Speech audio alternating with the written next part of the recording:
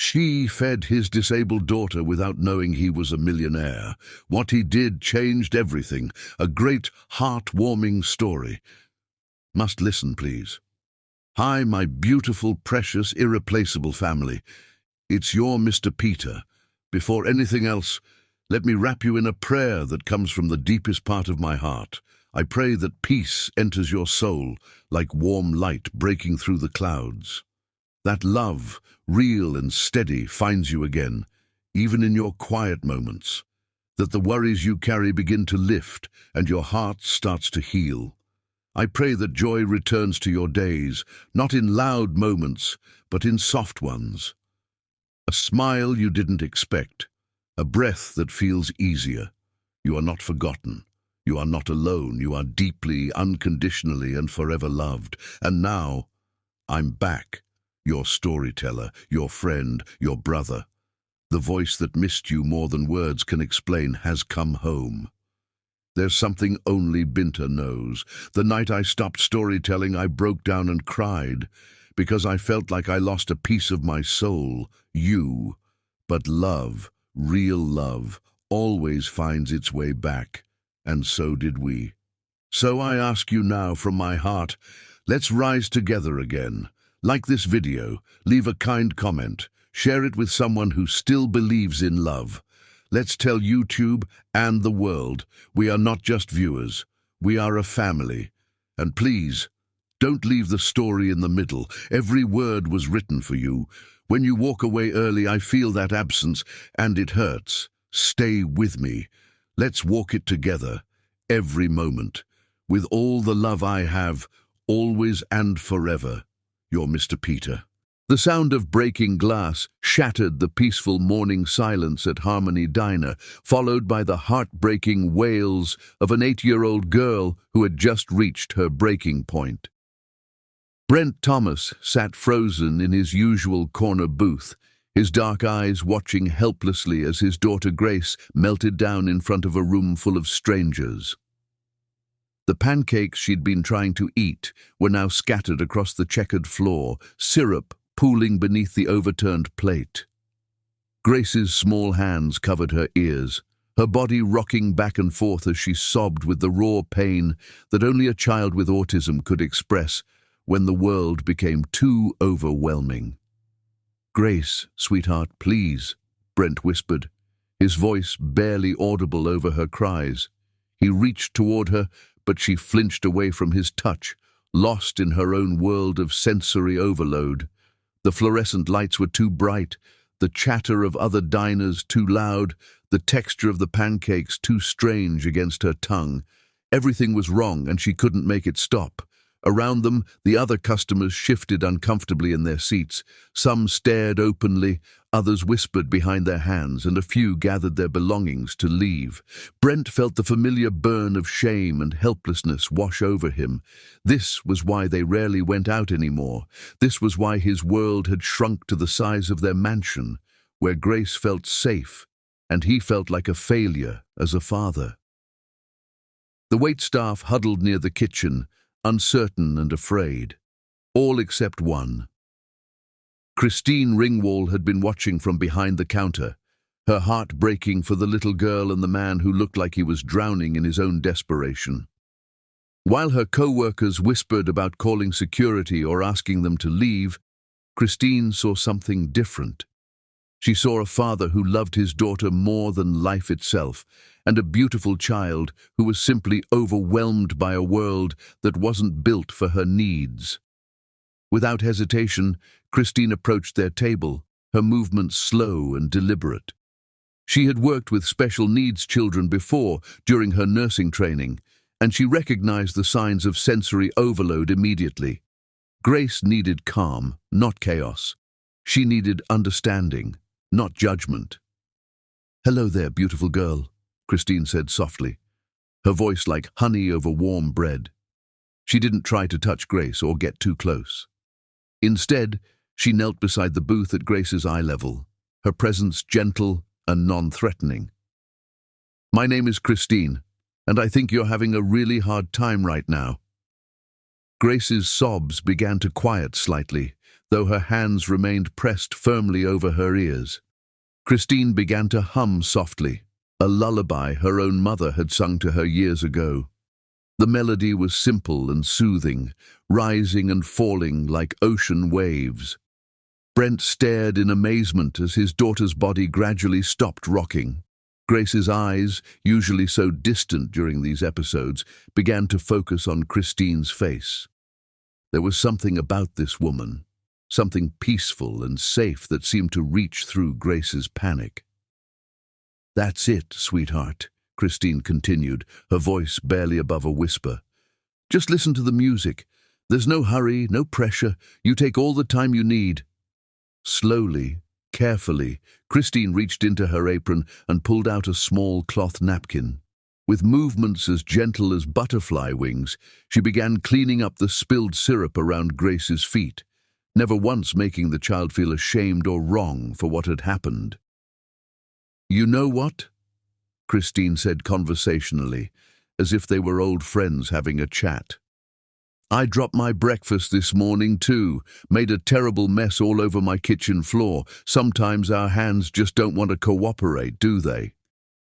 Grace's hands slowly lowered from her ears. She watched Christine with wide, curious eyes, as if seeing an angel for the first time. "Would you like to try something different?" Christine asked, gently. "I have some crackers in the kitchen. They're plain and simple, and they make a nice, quiet crunch. Sometimes when the world feels too loud, quiet foods help." Grace nodded almost imperceptibly, and Christine's heart soared. She disappeared for a moment, returning with a small plate of saltine crackers and a cup of cool water. She set them on the table within Grace's reach, but didn't push. "There's no rush," Christine said, resuming her gentle humming. "Eat what feels good. Leave what doesn't. You're perfect, just the way you are." As Grace tentatively reached for a cracker, Christine's eyes met Brent's across the table. In that moment, something fundamental shifted in Brent's chest. This woman, this beautiful, compassionate stranger, had done in 5 minutes what doctors and therapists had been trying to achieve for years. She had reached his daughter. But it was more than that. As Brent looked into Christine's warm brown eyes, he felt something he thought had died with his wife 4 years ago. His heart, frozen solid since that terrible day in the hospital, began to thaw. Not just for Grace, but for the woman who had shown them both such extraordinary kindness.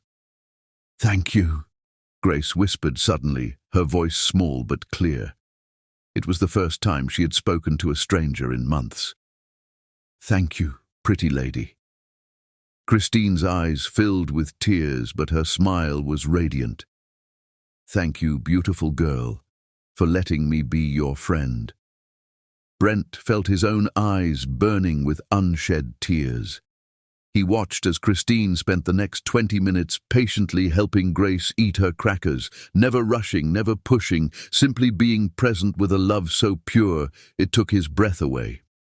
When they finally prepared to leave, Grace surprised everyone by reaching out and gently touching Christine's hand. "Will you be here tomorrow?" she asked softly. "I'll be here," Christine promised, her voice thick with emotion. "I work here every Tuesday, Thursday, and Saturday." As they walked to the car, Grace slipped her small hand into Brent's large one. "Daddy," she said quietly, "I like the pretty lady." She made the scary feelings go away. Brent squeezed his daughter's hand gently, his heart still reeling from what he had witnessed. "I like her too, sweetheart, I like her too." That night, after Grace was safely tucked into bed, Brent sat in his study staring out at the city lights. For the first time in 4 years, he felt something other than grief and exhaustion. He felt hope. He felt the stirring of something he thought was gone forever. He thought about Christine's gentle hands cleaning up the mess without judgment. He thought about her soft voice singing away his daughter's fears. He thought about the way she had looked at Grace, not with pity or discomfort, but with genuine love and acceptance. And for the first time since his wife's death, Brent Thomas allowed himself to wonder if it was possible to love again, if it was possible for his broken family to heal, if it was possible that an angel had walked into their lives disguised as a waitress in a small diner. As he prepared for bed, Brent made a decision that would change everything. Tomorrow was Thursday, and tomorrow he would return to Harmony Diner, not just for Grace, but for the woman who had shown them both that miracles still existed. The woman who had made his daughter speak to a stranger. The woman who had made his frozen heart begin to beat again. The woman who, though he didn't know it yet, would become his everything. Tuesday couldn't come soon enough. For the first time in 4 years, Brent Thomas had something to look forward to, something to hope for, something to live for, beyond just surviving each day. Christine Ringwall had walked into their lives for what seemed like a moment, but Brent knew with absolute certainty that she had changed them forever. Whatever happened next, nothing would ever be the same. And for the first time since Sarah's death, that thought didn't terrify him. It filled him with hope. Chapter 2. Hearts Begin to Heal. 3 months had passed since that first magical day at Harmony Diner, and Christine Ringwall had become as essential to the Thomas family's routine as morning coffee and bedtime stories. "Is today a Christine day?" Grace asked every morning, though she knew the schedule by heart.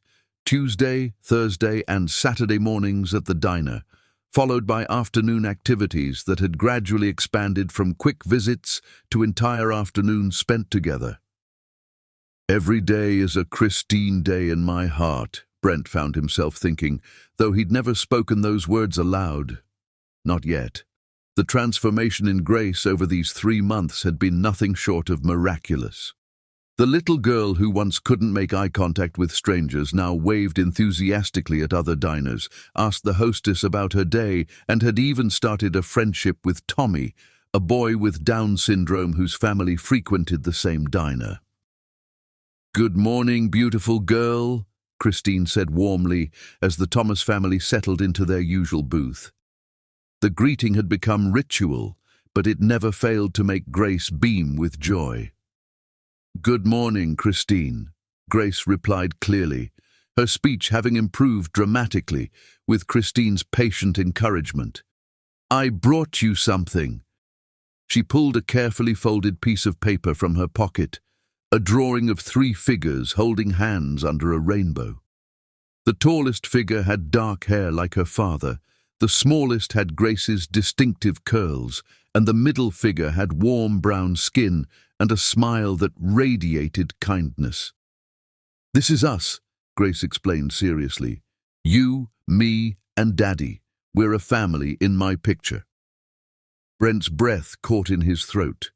In all his careful planning, all his corporate strategizing, he'd never found words for what Christine had become to them. But Grace, with her beautiful clarity, had captured it perfectly. "It's the most wonderful picture I've ever seen," Christine said, her voice thick with emotion. "May I keep it forever?" "Forever and always," Grace said solemnly, using the phrase Christine often used when promising to be there for her. As Grace became absorbed in her coloring book, Brent and Christine fell into the easy conversation that had developed over their months of friendship.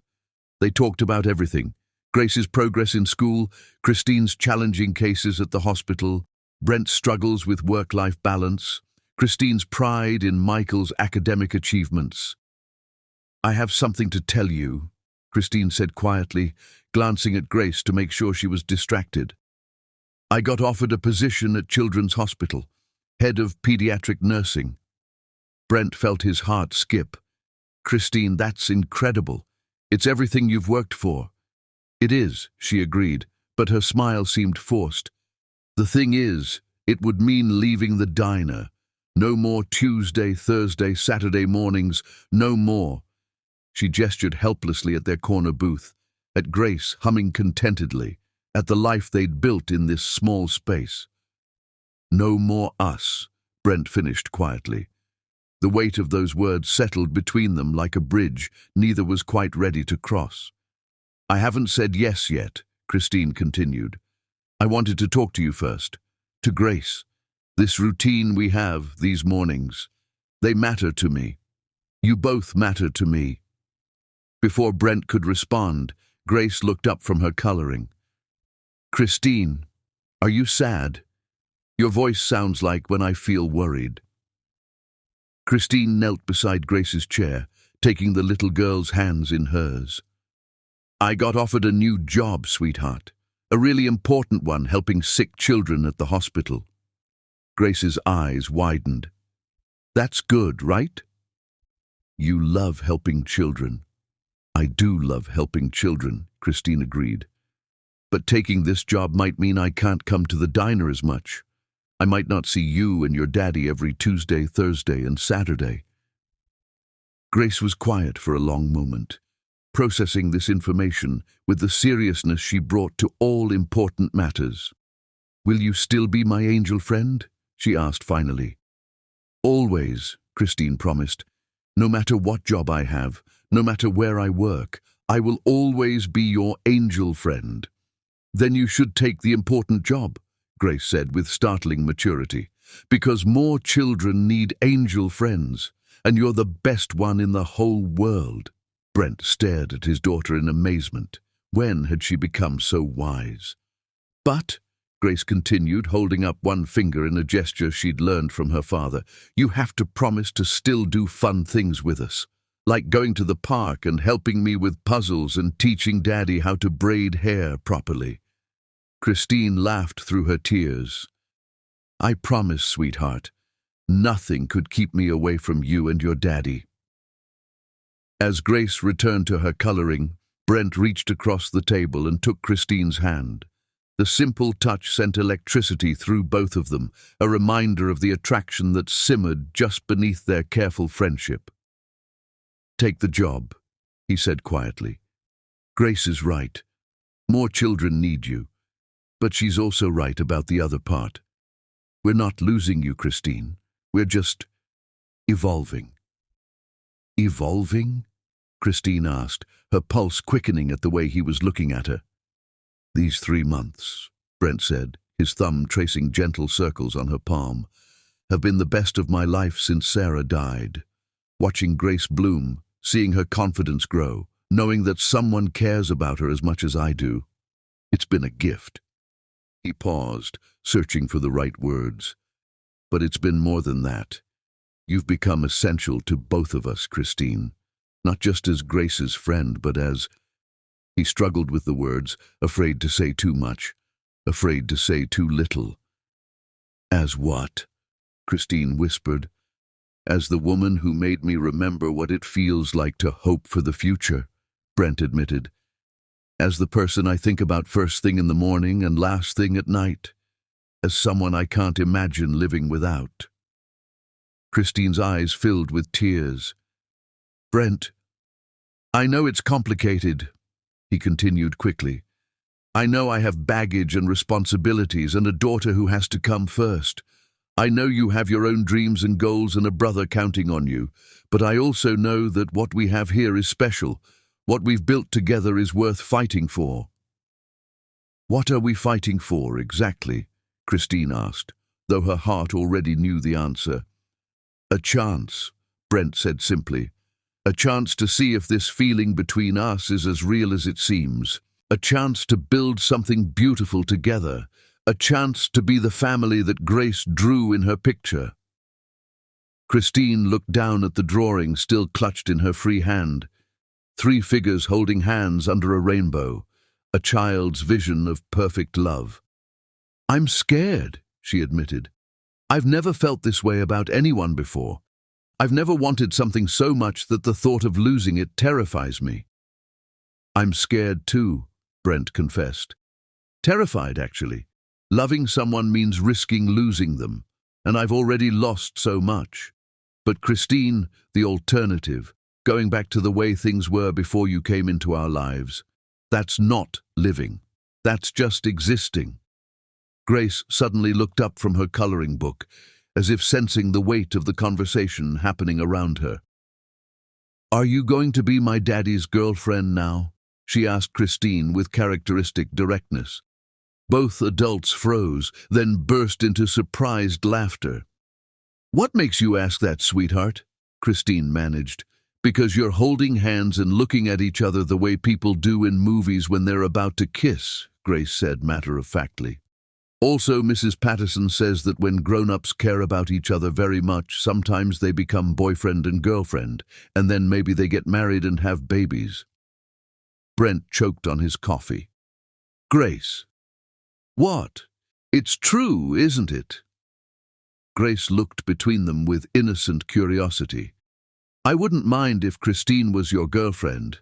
I think she'd be a very good one." Christine squeezed Brent's hand, drawing strength from his warmth and the love she saw in his eyes.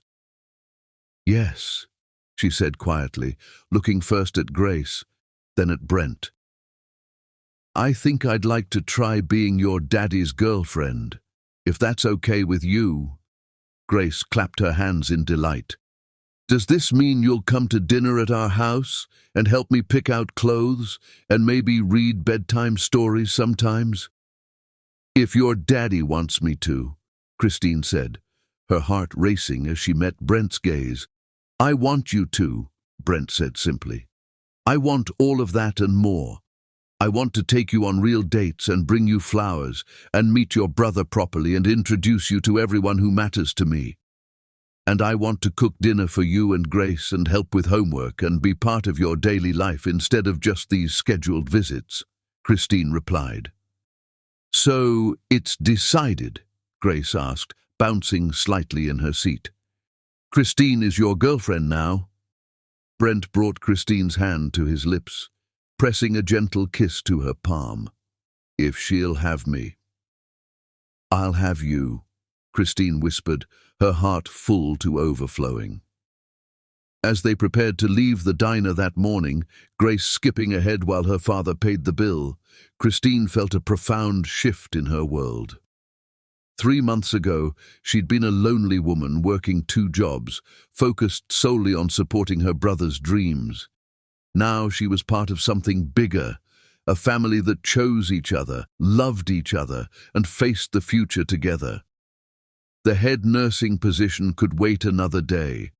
Today was about celebrating this new chapter, about planning their first official date, about figuring out how to blend their lives in a way that honored both their independence and their growing love. "Christine," Brent said as they reached the parking lot, "thank you." "For what?" "For saving us," he said simply, "for taking a chance on a broken family and helping us become whole again." Christine rose on her tiptoes and kissed his cheek softly. "Thank you for letting me." As they drove away in separate cars, Christine to the hospital, Brent and Grace home to plan what Grace was already calling the best dinner party ever, all 3 of them knew that everything had changed. They were no longer just friends sharing meals at a diner. They were a family in the making, bound by love, hope, and the beautiful promise of all the tomorrows they would share together. 3 months had been just the beginning. Now the real adventure could start. Chapter 3. Unexpected Connections. 4 months into their growing relationship, the storm that rolled into the city that Saturday evening was fierce and unexpected, with lightning that split the sky like silver veins and thunder that shook the windows of Harmony Diner. Christine glanced at the clock as the last customer hurried out into the downpour. It was nearly 9 p.m., well past closing time, but the storm had trapped her at the diner. Her car was in the shop, and she'd planned to take the bus home, but no buses were running in this weather. She was alone in the empty restaurant, cleaning tables and thinking about how much her life had changed since meeting the Thomas family. What had started as simple kindness toward a struggling child had blossomed into the most meaningful relationship of her adult life. Brent and Grace had become fixtures in her routine over the past 4 months. Their Tuesday, Thursday, and Saturday visits had evolved beyond meals into genuine friendship. Grace had grown more confident and talkative, and Brent had begun to smile with his whole face instead of just his mouth. "Christine, are you all right?" Brent's voice cut through her thoughts as he stood in the doorway, soaked to the skin, his dark hair plastered to his forehead. "Brent!" She rushed toward him with a towel from behind the counter. "What are you doing out in this weather? Where's Grace?" "She's safe at home with Mrs. Patterson, our housekeeper," he said, accepting the towel gratefully. "I was driving back from a client dinner when I saw your car wasn't in the parking lot, but the lights were still on. I was worried about you." Christine's heart fluttered. He'd been worried about her. "My car's in the shop. I was planning to take the bus, but no buses are running in this storm," Brent finished, concern evident in his voice. "Christine, you can't stay here all night. Let me drive you home." She hesitated. Over the past 4 months, they'd carefully maintained the boundaries of friendship, despite the electricity that sparked between them every time their hands accidentally touched, every time their eyes met across Grace's head during story time. "I don't want to be any trouble." "You could never be trouble," Brent said softly, and the sincerity in his voice made her pulse quicken. "Please, let me take care of you the way you've taken care of Grace, the way you've taken care of both of us." The drive to Christine's apartment building took them through quiet streets slick with rain.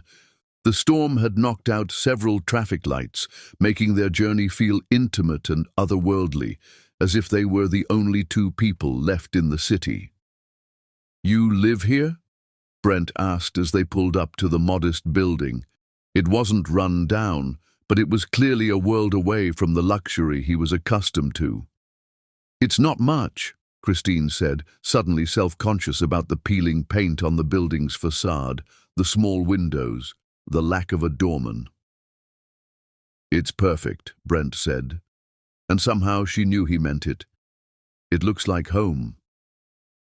As they sat in his expensive car, rain drumming on the roof like a gentle lullaby, Christine found herself really looking at him for the first time. He was handsome, certainly, but it was more than that. There was a gentleness in his eyes, a vulnerability that his business suits couldn't hide. "Would you like to come up for coffee?" she heard herself asking. "It's the least I can do after you rescued me from the storm." Brent's breath caught. He should say no. He should maintain the careful distance they'd established. But the thought of leaving her, of returning to his empty mansion while she went upstairs alone, was unbearable. "I'd like that very much," he said quietly. Christine's apartment was small but warm, filled with photographs of her and Michael, books on pediatric nursing, and plants that somehow thrived despite the limited sunlight. It was nothing like Brent's cold, expensive mansion, and it was the most beautiful place he'd ever seen. "This is lovely," he said, picking up a framed photo of Christine and a young man who could only be Michael. They both had the same warm brown eyes, the same gentle smile. "Is this your brother?" "That's Michael," Christine said proudly as she put on a pot of coffee. "That was taken at his college graduation. He's in his final year of medical school now." "He looks like he adores you," Brent observed, seeing the way Michael was looking at his sister in the photo with obvious love and gratitude. "We only had each other for so long," Christine said softly, settling beside him on her small couch. "After our parents died, I was 19 and he was 14. Everyone said we should be separated, that I was too young to raise a teenager. But I couldn't let that happen. He's not just my brother, he's my heart." Brent set the photo down carefully. "What happened to your parents?" Christine's hands stilled as she prepared the coffee. "Car accident. Black ice on a winter night. They were coming home from their anniversary dinner." Her voice was steady, but Brent could hear the old pain underneath. "One moment we were a family planning Christmas, and the next—" "I'm sorry," Brent said, and the understanding in his voice made Christine look up. "I know what it's like to lose someone you can't imagine living without." Your wife, Christine said gently. It wasn't a question. Brent nodded, sinking into her couch. Cancer. It was fast. 3 months from diagnosis to... He couldn't finish the sentence. Grace was only 4. She barely remembers her mother, and sometimes I think that's a blessing, but sometimes I think it's the cruelest thing of all. Christine brought him coffee and sat beside him, close enough that he could smell her soft perfume, feel the warmth of her presence. Tell me about her, she said simply. For the next 2 hours, as the storm raged outside, they talked in a way Brent hadn't talked to anyone since Sarah died. He told Christine about his wife's laugh, her terrible cooking, the way she used to sing Grace to sleep with made-up songs about princesses and dragons. She sounds wonderful, Christine said softly. Grace is lucky to have had her, even for such a short time. She would have loved you, Brent said suddenly, then looked surprised by his own words. I mean, she would have loved how you are with Grace, how patient you are, how you see her potential instead of her limitations. Christine's cheeks flushed. I just see Grace. She's extraordinary. She is, but so are you. Brent's voice grew thick with emotion. The way you've helped her, the way you've helped both of us. How do you do it? How do you make everyone around you feel so valued and loved? I don't do anything special, Christine protested. You just love without conditions, Brent interrupted. You give without expecting anything in return. You make people feel like they matter. Their eyes met across the small space between them, and suddenly the air was charged with more than just the storm outside. Brent, Christine whispered, what are we doing? I don't know, he admitted, his voice rough with emotion. I just know that sitting here with you feels more right than anything has in 4 years. I know that when I thought about you stranded in that storm, it terrified me. I know that Grace asks about you every morning and talks about you every night. And I know, Christine said softly, that I think about you both constantly. That I've started measuring my days by whether I'll see you.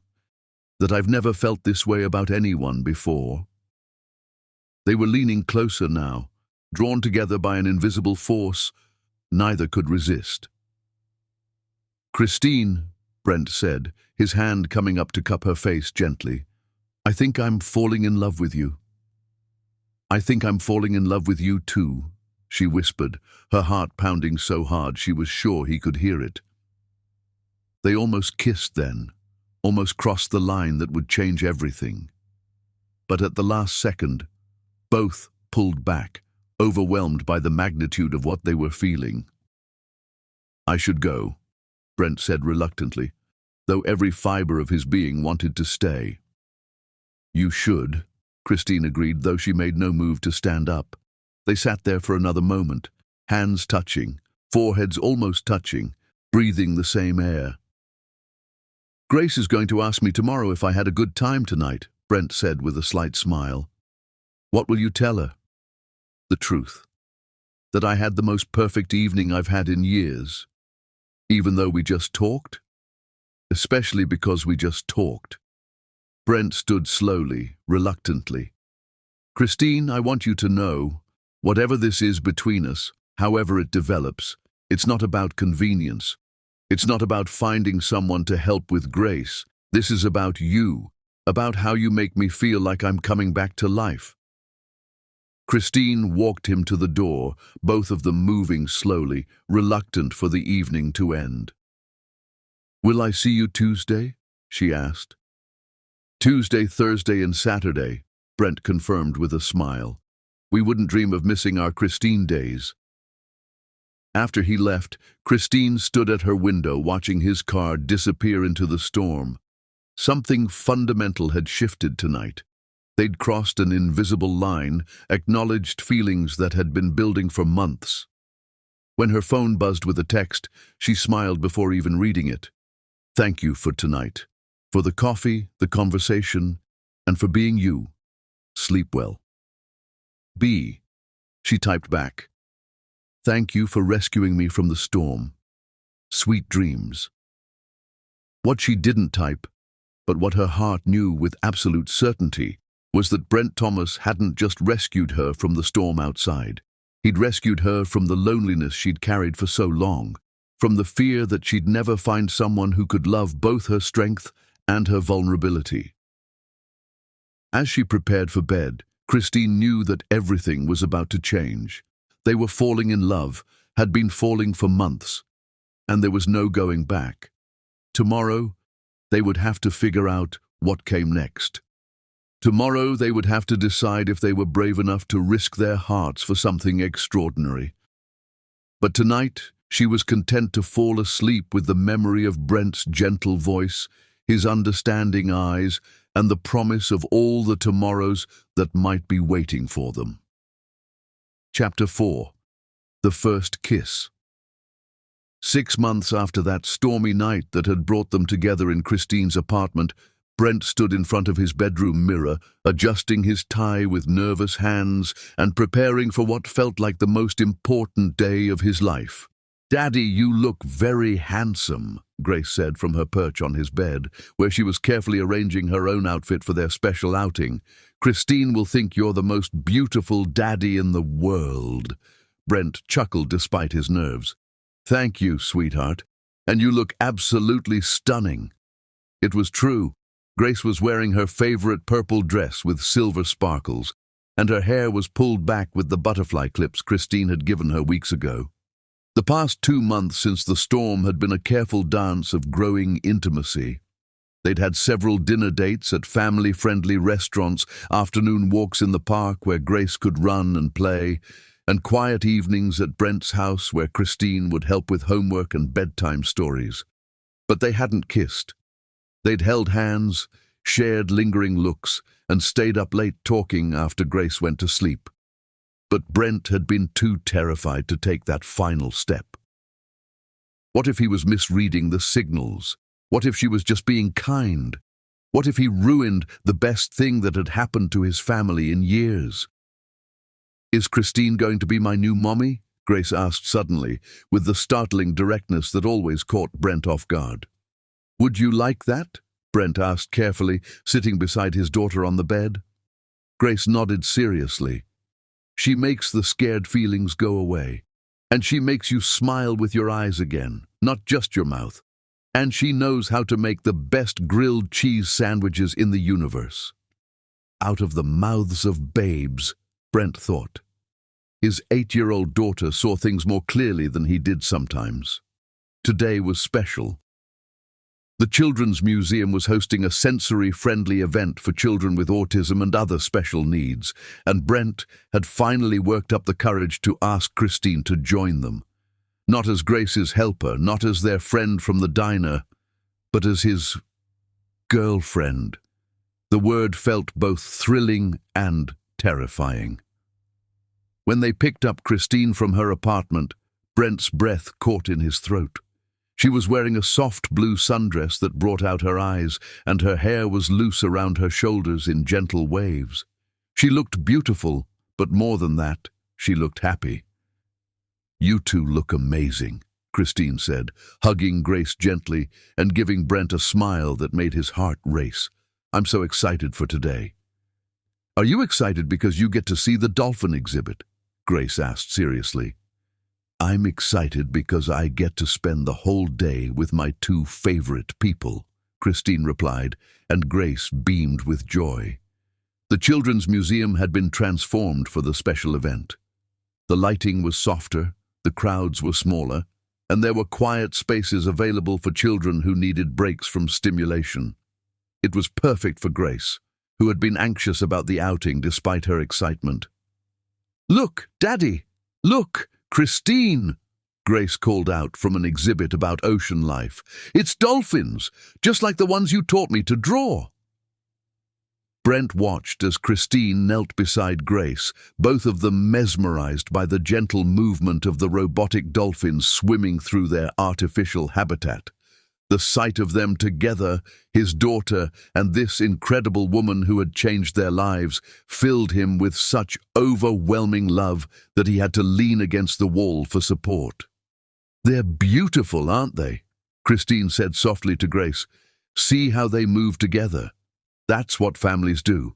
They swim through life together, helping each other. Are we a family? Grace asked, looking between Christine and her father with hopeful eyes. Christine's gaze met Brent's across the exhibit.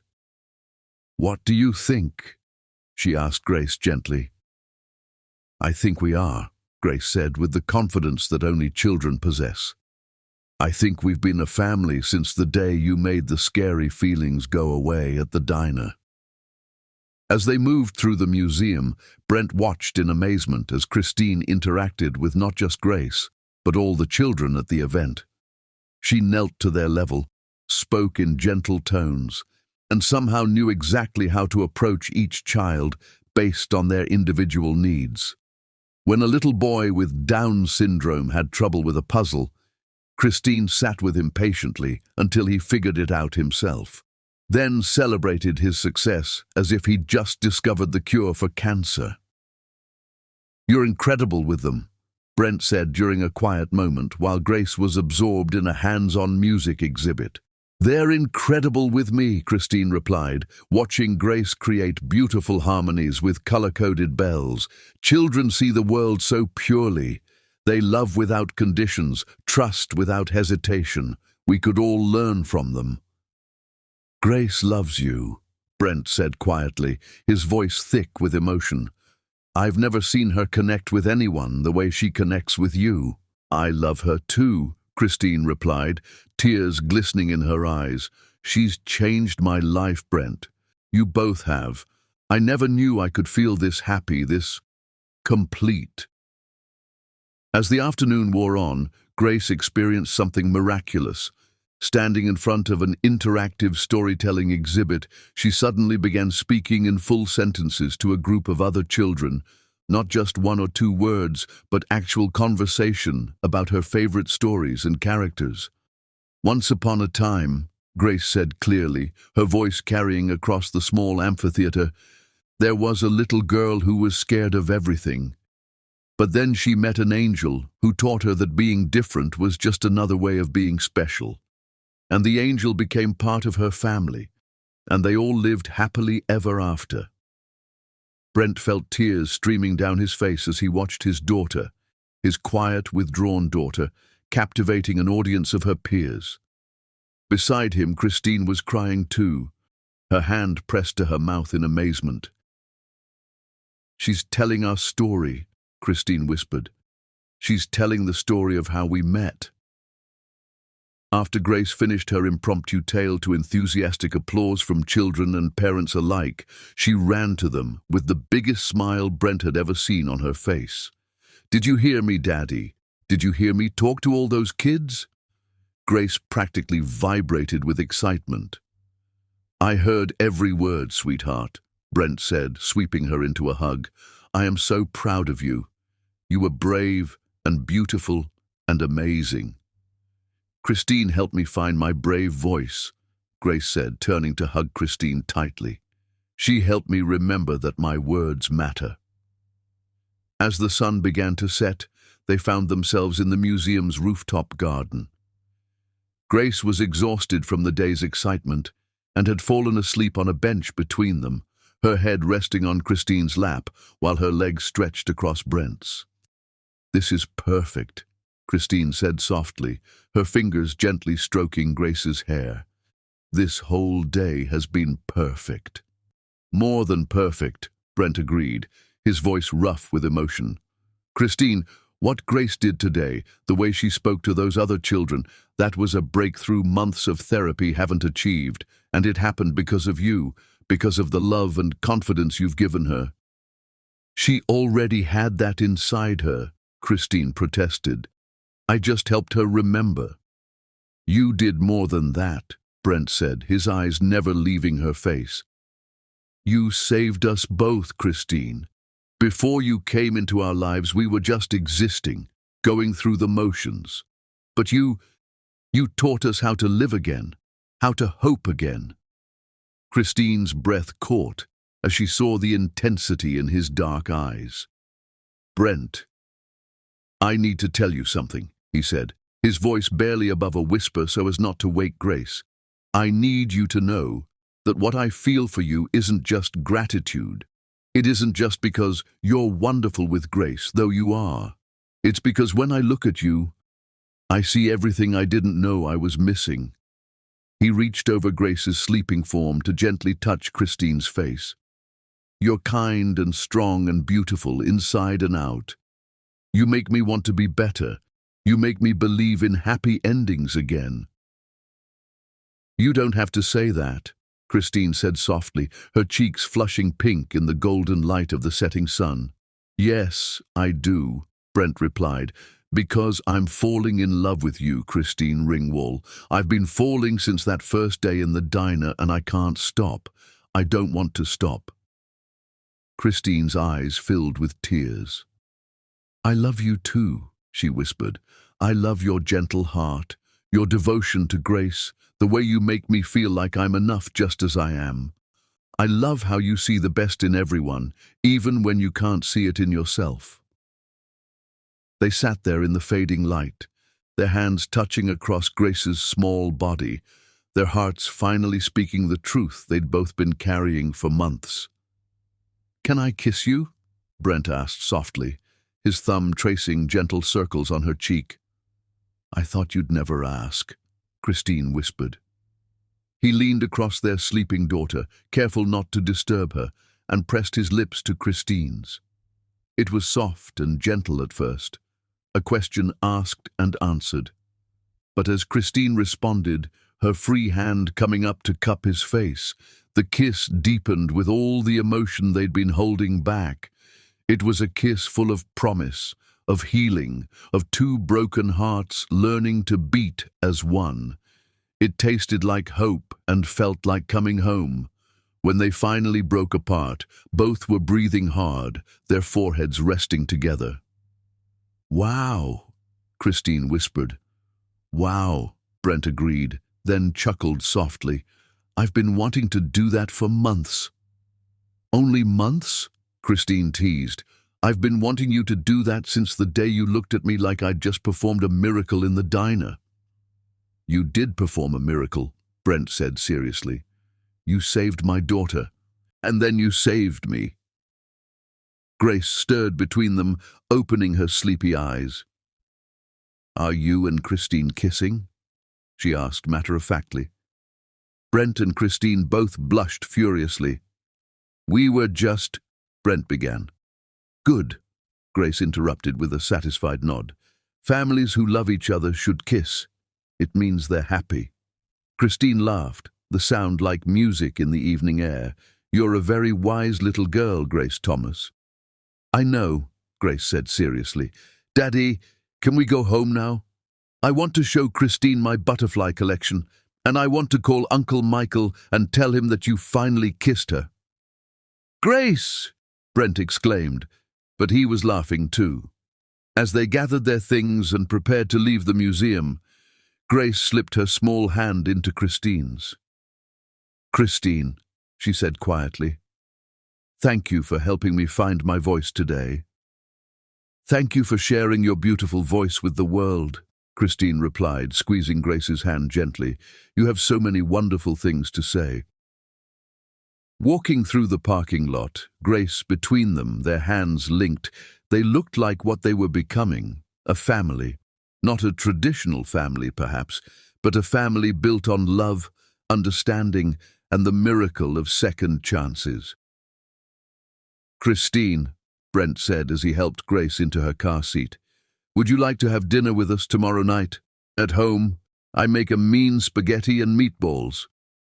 "I'd love to," Christine said, her smile radiant in the parking lot lights. "But only if you let me bring dessert." "Deal," Brent said, pulling her close for another quick kiss. "I love you, Christine." "I love you too," she whispered back. "Both of you." As they drove home through the quiet city streets, Grace chattering excitedly about their day, Brent caught Christine's eye in the rearview mirror.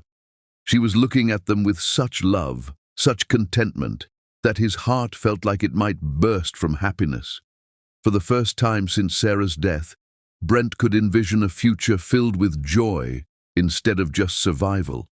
A future where Grace had the mother she deserved, where he had the partner he'd thought he'd never find again, where love wasn't just a memory, but a living, breathing reality.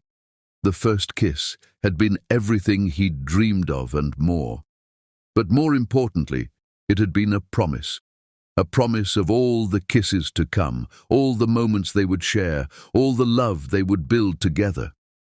Their story was just beginning, and it was going to be beautiful. Chapter 5. Meeting the Family. 8 months into their relationship, Christine stood outside the university medical center, her palms sweating despite the cool autumn air, preparing to introduce the man she loved to the person who mattered most in her world. "You realize you're more nervous about this than you were about your nursing boards," Brent observed gently, taking her hand as they walked through the sliding glass doors. Grace skipped beside them, excited about meeting Uncle Michael, a title she'd bestowed upon him weeks before they'd even met. "Michael has been my responsibility since I was 19, Christine said, her voice tight with anxiety. "His opinion of you, it matters more than anyone else's ever could." "Even more than Grace's?" Brent asked with a slight smile. "Grace loved you from day one," Christine pointed out. "Michael is going to ask you about your intentions, your financial stability, your 5-year plan, and probably demand references from your previous relationships." "Sounds thorough," Brent said, squeezing her hand. "Good thing I came prepared with honest answers." They found Michael in the pediatric ward, where he was completing his final rotation before graduation. Christine's heart swelled with pride as she watched her baby brother, now 23 and tall as a tree, gently examining a little boy who couldn't have been more than 6. "Does this tickle, buddy?" Michael asked softly, his stethoscope moving carefully across the child's chest. "No. How about when I listen to your superhero heart? Wow, it sounds strong enough to power a whole city." The little boy giggled, and Christine felt tears prick her eyes. This was why she'd worked double shifts, why she'd sacrificed, why she'd never regretted a single moment of struggle. "Dr. Ringwall," the attending physician said as she approached, "your family is here to see you." Michael's head snapped up, and his face broke into the radiant smile that had charmed teachers, professors, and patients his entire life. "Christine!" He finished with his patient and hurried over, sweeping his sister into a bear hug that lifted her off her feet. "What are you doing here?" "I thought we were meeting for dinner tonight," he said, setting her down and immediately focusing his attention on Brent with sharp, assessing eyes. "We are," Christine said, suddenly feeling like she was 16 again and introducing her first boyfriend to her overprotective younger brother. "But I wanted you to meet some very special people first. Michael, this is Brent Thomas and his daughter Grace." Michael straightened to his full height, impressive at 6'2", and extended his hand to Brent with the formal courtesy that meant he was in full protective brother mode. "Mr. Thomas," he said politely, his handshake firm and measuring. "Please, call me Brent," Brent replied, meeting Michael's grip with equal strength. "Christine has told me so much about you. She's incredibly proud of what you've accomplished here. And you're the man who's been making my sister glow like sunshine for the past 8 months, Michael said, his tone carefully neutral, but his eyes conducting a thorough evaluation. Grace, who had been unusually quiet during this masculine display of territorial behavior, suddenly stepped forward with her characteristic directness. "Are you really going to be a doctor?" she asked Michael, her curiosity overcoming her shyness. Michael's stern expression immediately softened as he knelt to Grace's level. Something about children always brought out the gentle giant in him. "I am," he said seriously. "I'm studying to help children who are sick feel better. What do you think about that?" "I think that's the most important job in the world," Grace said solemnly. "Christine helps children too, She helped me when I was scared and sad, and she taught me that being different is just another way of being special." Michael glanced up at Christine, seeing the soft way she was looking at this earnest little girl, and something in his protective stance began to relax. "Christine has always been good at helping people," he said to Grace. "When I was little and got scared, she used to sit with me until the scary feelings went away." "She does that for me too," Grace exclaimed, her face lighting up with recognition. "And she sings the most beautiful songs, and she knows how to make pancakes shaped like butterflies." "Butterfly pancakes?" Michael raised an eyebrow, looking at his sister with amusement. "That's a new skill." Christine blushed. "Grace taught me that regular pancakes are too predictable. She prefers her breakfast to have personality." "Would you like me to show you around the hospital?" Michael asked Grace, his natural warmth finally overriding his protective instincts. "We have some pretty amazing things here." As Michael led them on an impromptu tour, Brent watched the interaction between the siblings with growing admiration. It was clear that Michael adored Christine, but it was equally clear that their relationship had evolved from the parent-child dynamic that necessity had created into something more balanced and mature. "This is where we help children who have trouble with their hearts," Michael explained to Grace as they passed the cardiac unit. "We have special machines that can look inside and see how everything is working." "Do you ever help children like me?" Grace asked quietly. "Children who are different?" Michael stopped walking and turned to face her completely. "Grace, every child who comes here is different in some way.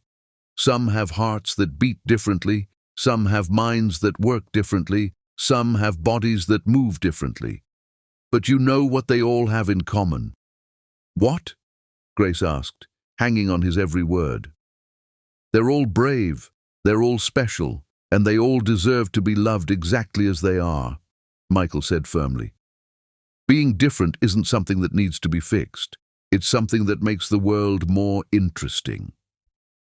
Brent felt his throat tighten with emotion. This young man understood Grace in a way that many adults, including some doctors, never had. "Can I see the X-ray machine?"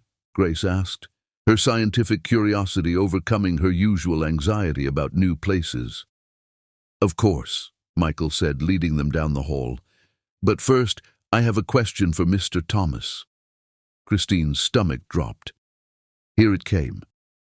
"Brent," Michael said, stopping in front of a window overlooking the children's playroom, "can we talk privately for a minute?" "Michael," Christine started, but Brent squeezed her hand gently. "It's okay," he said. "He has every right to ask me whatever he wants to ask." As Michael led Brent to a quiet corner, Grace stayed with Christine, pressing her face to the window to watch the children playing below. "So," Michael said, crossing his arms and fixing Brent with the steady stare that had intimidated Christine's few previous dates, "what exactly are your intentions with my sister?" Brent appreciated the directness. "I love her," he said without hesitation. "I love her more than I thought it was possible to love someone again, and I want to spend the rest of my life making her as happy as she's made Grace and me." "That's a pretty speech," Michael said, unmoved. "But Christine's been hurt before, not romantically. She's never really had time for that. But she's sacrificed everything for me, put her own dreams on hold so many times I've lost count. She deserves someone who will put her first for once." "She will always come first," Brent said with absolute conviction. "Both she and Grace. They're my family now, Michael. They're my whole world." "You have money," Michael observed. "A lot of it, from what I understand. How do I know you're not just looking for a convenient caregiver for your daughter, someone to handle the difficult parts of raising a child with special needs?" Brent's jaw tightened, but he recognized the question came from love, not malice. "Your sister didn't just help with Grace's autism. She healed my broken heart. She made me remember what it felt like to be truly alive. Yes, she's wonderful with Grace, but I fell in love with Christine for her, not for what she could do for my daughter. And when things get hard, Michael pressed, when Grace has bad days, when Christine is exhausted from work, when the novelty wears off, then we'll face it together, Brent said firmly, like families do. Michael, I'm not going anywhere. I've already lost one person I loved. I know how precious and fragile happiness can be. I would never take Christine for granted. Michael studied him for a long moment, then his stern expression finally cracked into a smile. Good answer. Because if you hurt her, medical school has taught me at least a dozen ways to make you very uncomfortable, and I have access to hospital-grade supplies. Brent laughed despite himself. Fair enough. But you don't have to worry about that. Hurting Christine would be like hurting myself. I can see that, Michael said, glancing over at Christine and Grace, who were now engaged in animated conversation about the children in the playroom. You know, I've never seen her this happy. Not since before our parents died. She's always been the strong one, the caregiver, the one who holds everyone else together. But with you, she gets to be taken care of for once. She deserves to be cherished, Brent said simply. Yes, she does. Michael extended his hand again, this time with genuine warmth. Welcome to the family, Brent. But I'm keeping my eye on you. When they rejoined the women, Grace was in the middle of an animated conversation with Christine about wanting to be a doctor when she grew up. Uncle Michael could teach me, Grace said excitedly. Couldn't you, Uncle Michael? Uncle Michael? Michael raised an eyebrow, but he was grinning. Christine says families choose each other, Grace explained with 8-year-old logic. And I choose you to be my uncle. Is that okay? Michael's eyes met Christine's across the hallway, and she saw the moment he fully accepted Brent and Grace into their small family circle. It's more than okay, he said, ruffling Grace's hair gently. But I should warn you, I give excellent birthday presents, and I tell the world's best bedtime stories. Really? Grace's eyes went wide with excitement. Really? Ask Christine.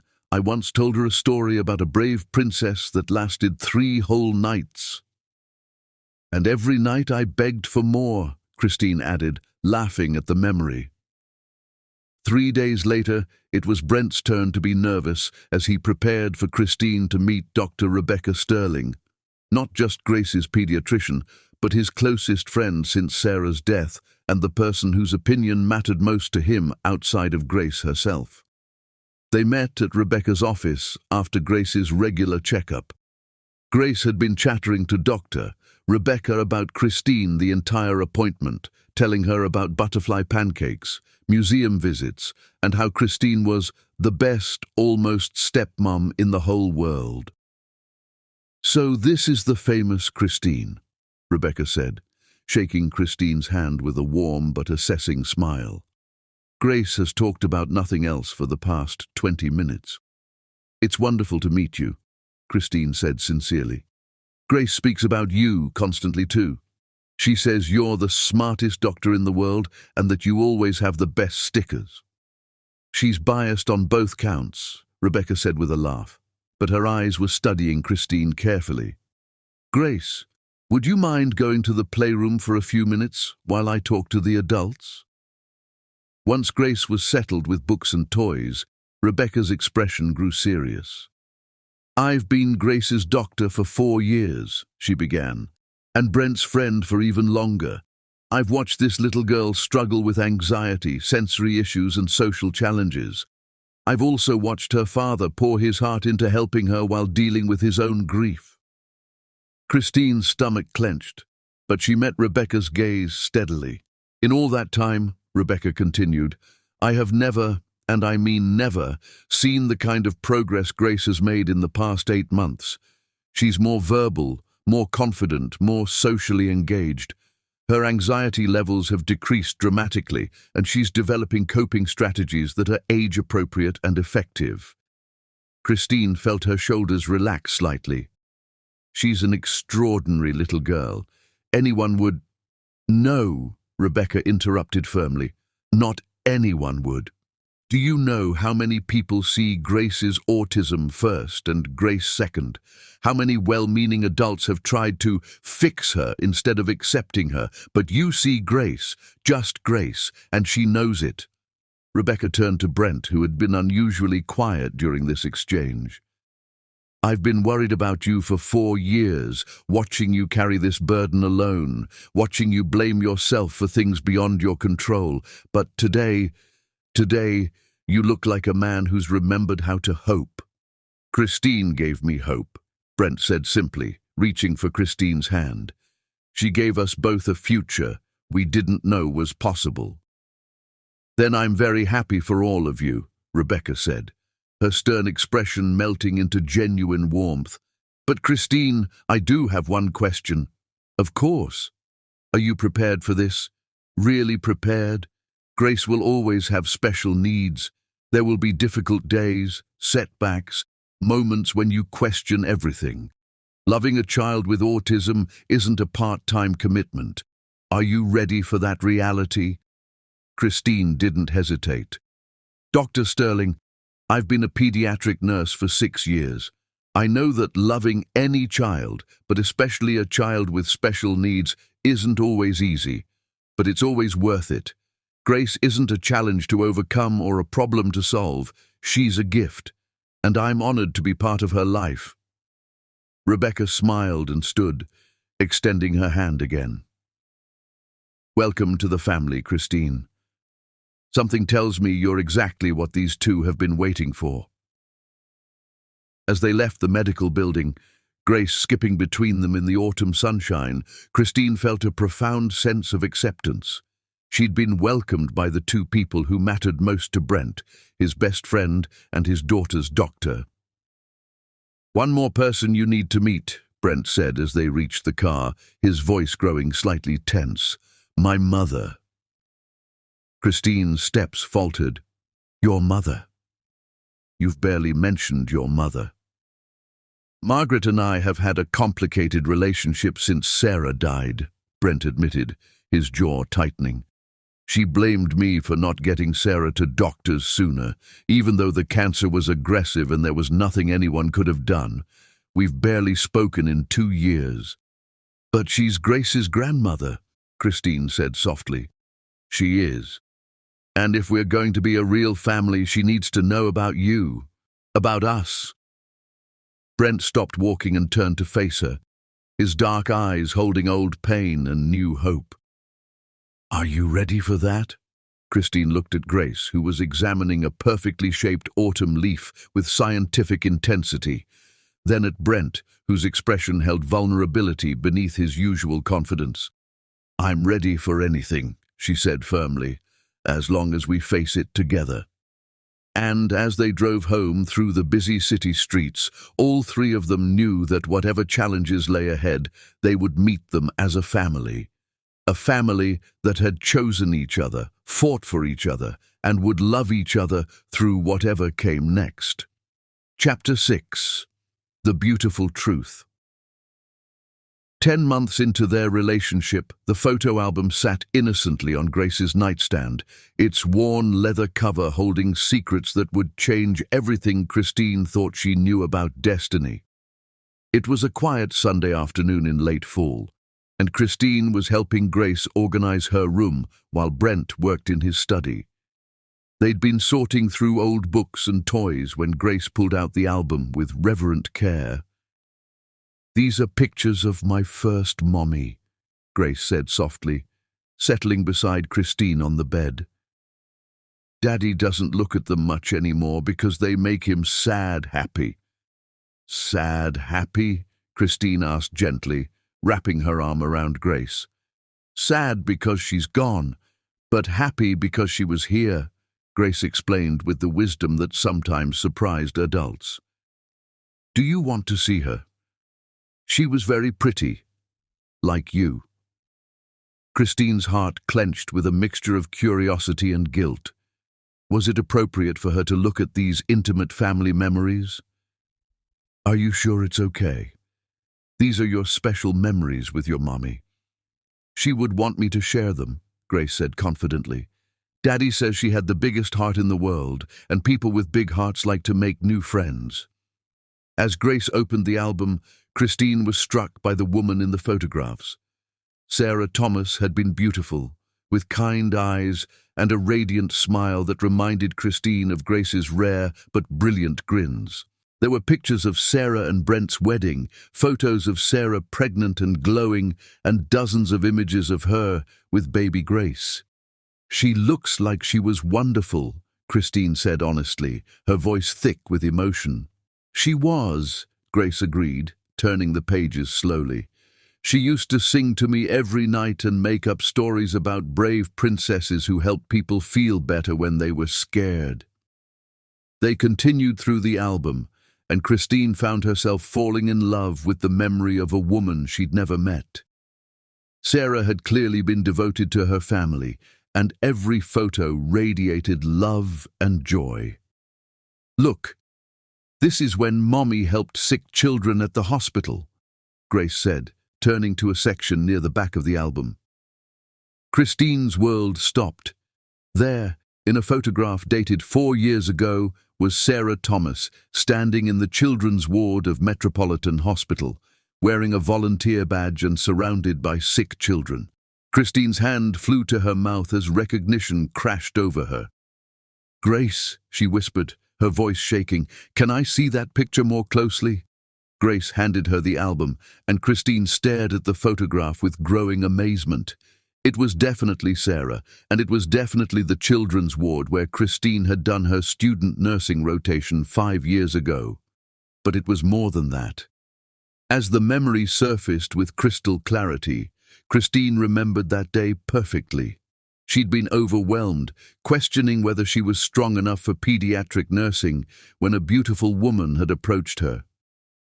"You look troubled," the woman had said gently. "Are you all right?" Christine had broken down, admitting her fears about not being good enough, about failing the children who needed her. The woman had listened with infinite patience, then spoken words that had changed Christine's life. "I can see it in your eyes," she'd said. "You have a gift for this. You're going to touch so many children's lives, help so many families. Don't give up on that calling. Someday you'll be exactly where you need to be, helping exactly who you need to help." "Oh my God," Christine breathed, tears streaming down her face. "Christine." "What's wrong?" Grace asked, alarmed by Christine's reaction. Christine looked at the beautiful little girl beside her, then back at the photograph, then at Grace again. The pieces of an impossible puzzle were falling into place. "Grace, sweetheart, I need to tell your daddy something very important. Will you come with me?" They found Brent in his study, surrounded by paperwork. He looked up with a smile that quickly faded when he saw Christine's tear-stained face. "What's wrong?"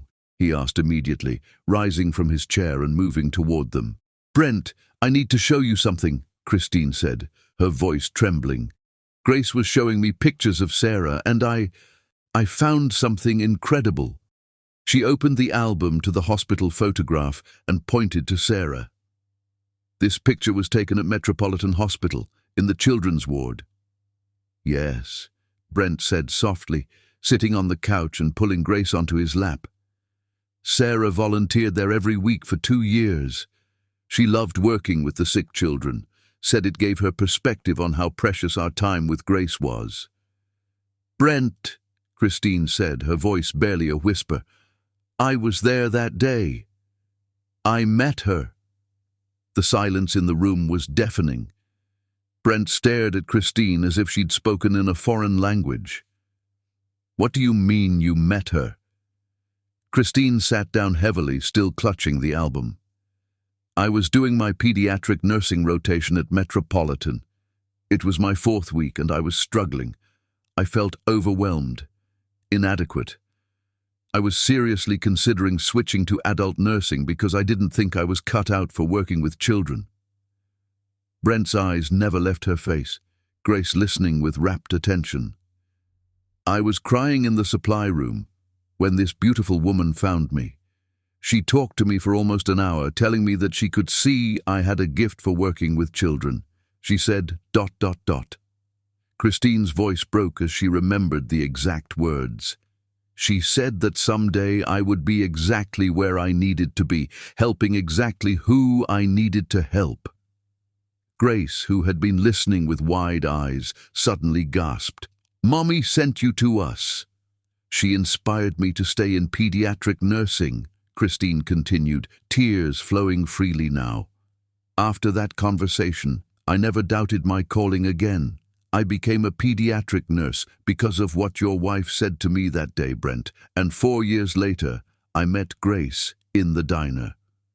Brent was staring at her in complete shock, his face pale. "That's impossible. It's too much of a coincidence." "Is it?" Christine asked softly. "Or is it something else entirely?" Grace suddenly jumped up from her father's lap and ran to her bookshelf, pulling out a small journal. "Daddy, remember this? It's the diary you gave me to write down my thoughts about Mommy." She flipped through the pages until she found what she was looking for. "Here! I wrote this last month." She read aloud in her clear, sweet voice. "I think Mommy sent Christine to us from heaven. Christine has the same kind heart as Mommy, and she makes Daddy smile the way he used to smile in the pictures with Mommy." The three of them sat in stunned silence, the weight of this revelation settling over them like a warm blanket. "She knew," Brent said finally, his voice filled with wonder. "Somehow, Sarah knew that you would be the one to help Grace, to help both of us." Christine pulled out her phone and scrolled through her photos until she found what she was looking for. "Brent, look at this." She showed him a picture of a journal entry from 5 years ago. "I wrote about meeting your wife. I called her an angel of a woman who reminded me why I wanted to be a nurse." Brent read the entry with shaking hands. The date was exactly 4 months before Sarah's cancer diagnosis. "She was already sick when she talked to you," he realized. "She must have known on some level that her time was limited, and she spent part of that precious time inspiring a young nursing student who would eventually help her daughter." "She guided me to you," Christine whispered. "All these years, I thought I chose pediatric nursing because of my own determination. But it was Sarah. She saw something in me that I couldn't see in myself." Grace climbed onto Christine's lap, wrapping her small arms around her neck. "I told you Mommy sent you to us," she said matter-of-factly. "Mommies in heaven watch over their families and make sure they're okay." Brent moved to sit beside them on the couch, pulling both his girls into his arms. "Do you know what this means?" he asked Christine softly. "What?" "It means we were always meant to be together. It means Sarah's love for Grace was so strong that it reached across time to bring you to us. It means this isn't just chance or coincidence, it's destiny." Christine looked around at this beautiful family that had become hers, at the photo album still open to Sarah's smiling face, at the journal entry that proved the connection she'd never known existed. "I feel like I should thank her," she said through her tears. "Like I should tell her that I'll take care of you both, that I'll love Grace the way she would have wanted her to be loved." "She knows," Grace said simply. "She's watching us right now, and she's happy." Brent took Christine's hands in his eyes serious and full of love. "Christine, I need you to understand something. This doesn't change how I feel about you. If anything, it makes me love you more. Knowing that Sarah somehow chose you for us, that she approved of you before we even met, it makes everything feel right." "I love you too," Christine replied, her voice thick with emotion. "And I love her, for raising such an incredible daughter and for trusting me with both your hearts." Grace looked between them with the solemn expression she wore when she had something important to say. Does this mean Christine is my mommy now? Like, really and truly? Brent and Christine exchanged glances, both knowing that this moment was changing everything. What do you think? Christine asked Grace gently. Would you like me to be your mommy? Yes, Grace said immediately, but not instead of my first mommy, as well as my first mommy. Is that okay? That's more than okay, Christine said, hugging Grace tightly. That's perfect. Your first mommy will always be special, and I'll just be your second mommy who loves you just as much. Can I call you Mom? Grace asked shyly. Christine's heart swelled until she thought it might burst. I would love that more than anything in the world. As they sat together, surrounded by the evidence of a love that transcended death, Christine felt a profound sense of peace. She wasn't replacing Sarah. She was continuing her legacy. She wasn't taking something that didn't belong to her. She was accepting a gift that had been meant for her all along. That evening, after Grace was asleep, Brent and Christine sat in the garden under the stars, the photo album between them. I love you even more now, Brent said quietly, holding her close. Knowing that Sarah approved of you, that she somehow chose you for us. It makes everything feel complete. I love you too, Christine replied, her head resting on his shoulder. And I love her for trusting me with the two most precious people in the world. Above them, the stars shone bright and clear, and somewhere in the vastness of the universe, Sarah Thomas smiled down at the family she had helped create through love, hope, and perfect timing. 10 months ago, Christine had thought she was just a waitress helping a struggling family. Now she knew the truth.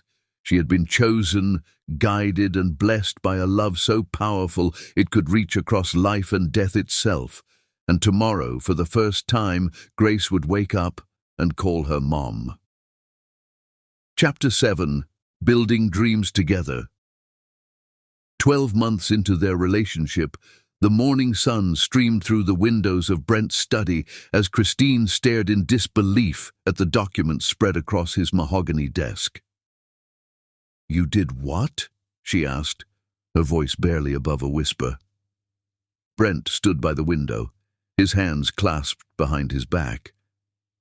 I established a foundation, the Sarah and Grace Thomas Foundation for Special Needs Children, and I want you to be the director. Christine's legs gave out, and she sank into the leather chair.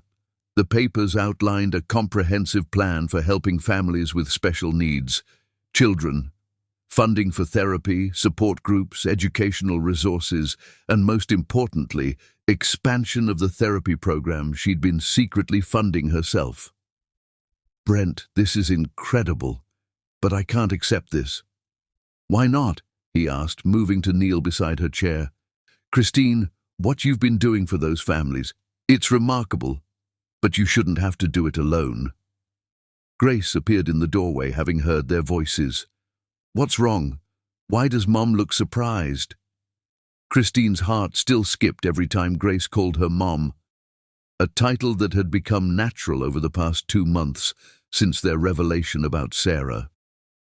She's not upset, sweetheart, Brent said gently. She's surprised about our special project. The one where we help other kids like me? Grace asked excitedly. Daddy said we're going to make sure no family has to be scared because they can't afford help.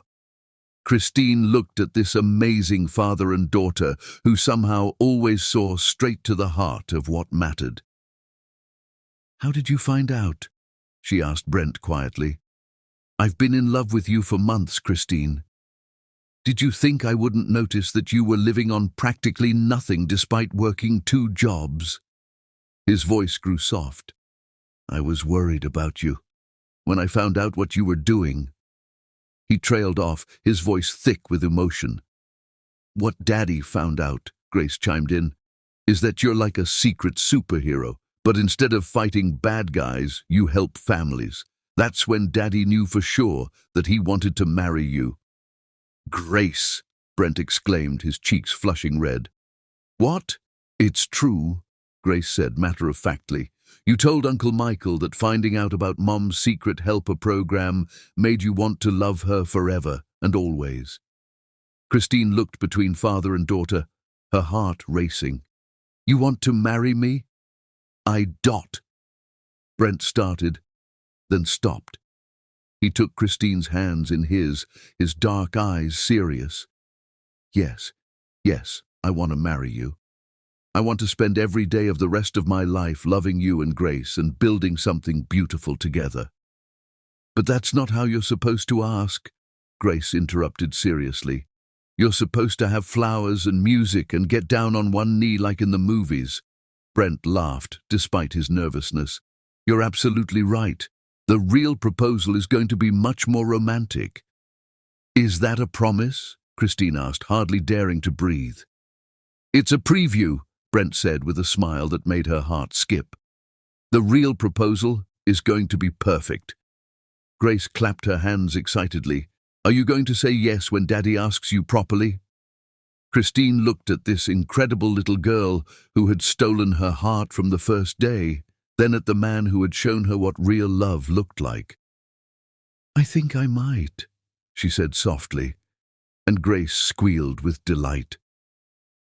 Over the next few weeks, they worked together to establish the foundation. Christine was amazed by Brent's dedication to making it more than just a charitable tax write-off. He wanted to create real, lasting change for families like theirs. I've been thinking, Christine said one evening as they sat in Brent's living room.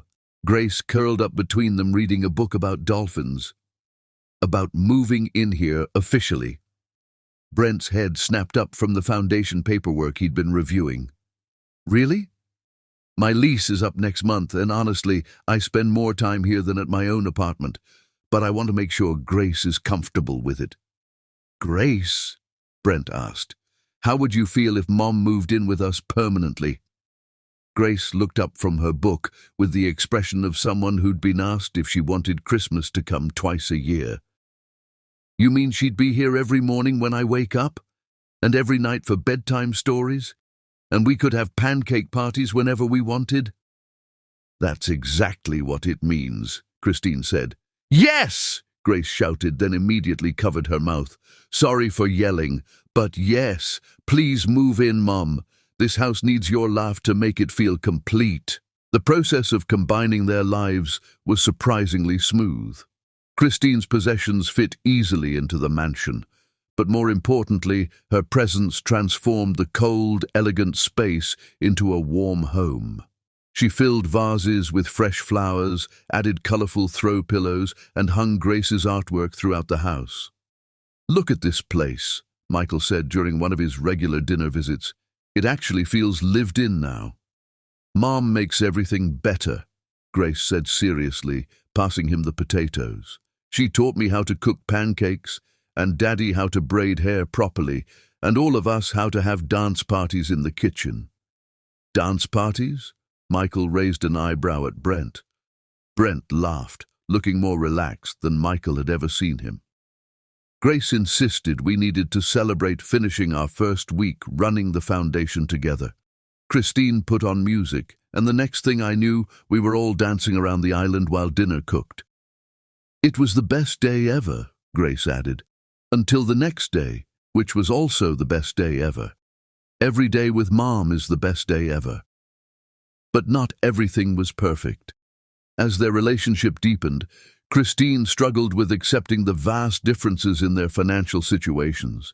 She insisted on contributing to household expenses, despite Brent's protests. I need to feel like an equal partner, she explained one evening as they discussed their future. Not someone you're taking care of. You are an equal partner, Brent insisted. Christine, what you bring to this family isn't measured in dollars. You've given Grace confidence, given me hope, given us both love. That's worth more than anything money can buy. I know that, Christine said softly, but I also need to know that I can stand on my own 2 feet, that if something happened to you, I could take care of Grace. It was their first real disagreement, and it led to their first real fight. Nothing dramatic, but a tense conversation about independence versus partnership that lasted well into the night. "I'm not trying to control you," Brent said finally, exhaustion in his voice. "I'm trying to love you. And part of loving someone is wanting to make their life easier. And part of loving someone is respecting their need to contribute," Christine replied. "Brent, I've been taking care of myself and Michael for 9 years. I need to feel useful, not just cherished." They resolved it by agreeing that Christine would handle all household expenses while Brent covered Grace's needs and the mortgage. It wasn't perfect, but it was compromise, the foundation of any real relationship. Later that month, Christine got unexpected news that would test their partnership in a different way. "Dr. Martinez called today," she told Brent as they prepared dinner together. "They want to offer me the head of pediatric nursing position at Children's Hospital." Brent nearly dropped the pan he was holding. "Christine, that's incredible. It's what you've always wanted." "It is," she agreed.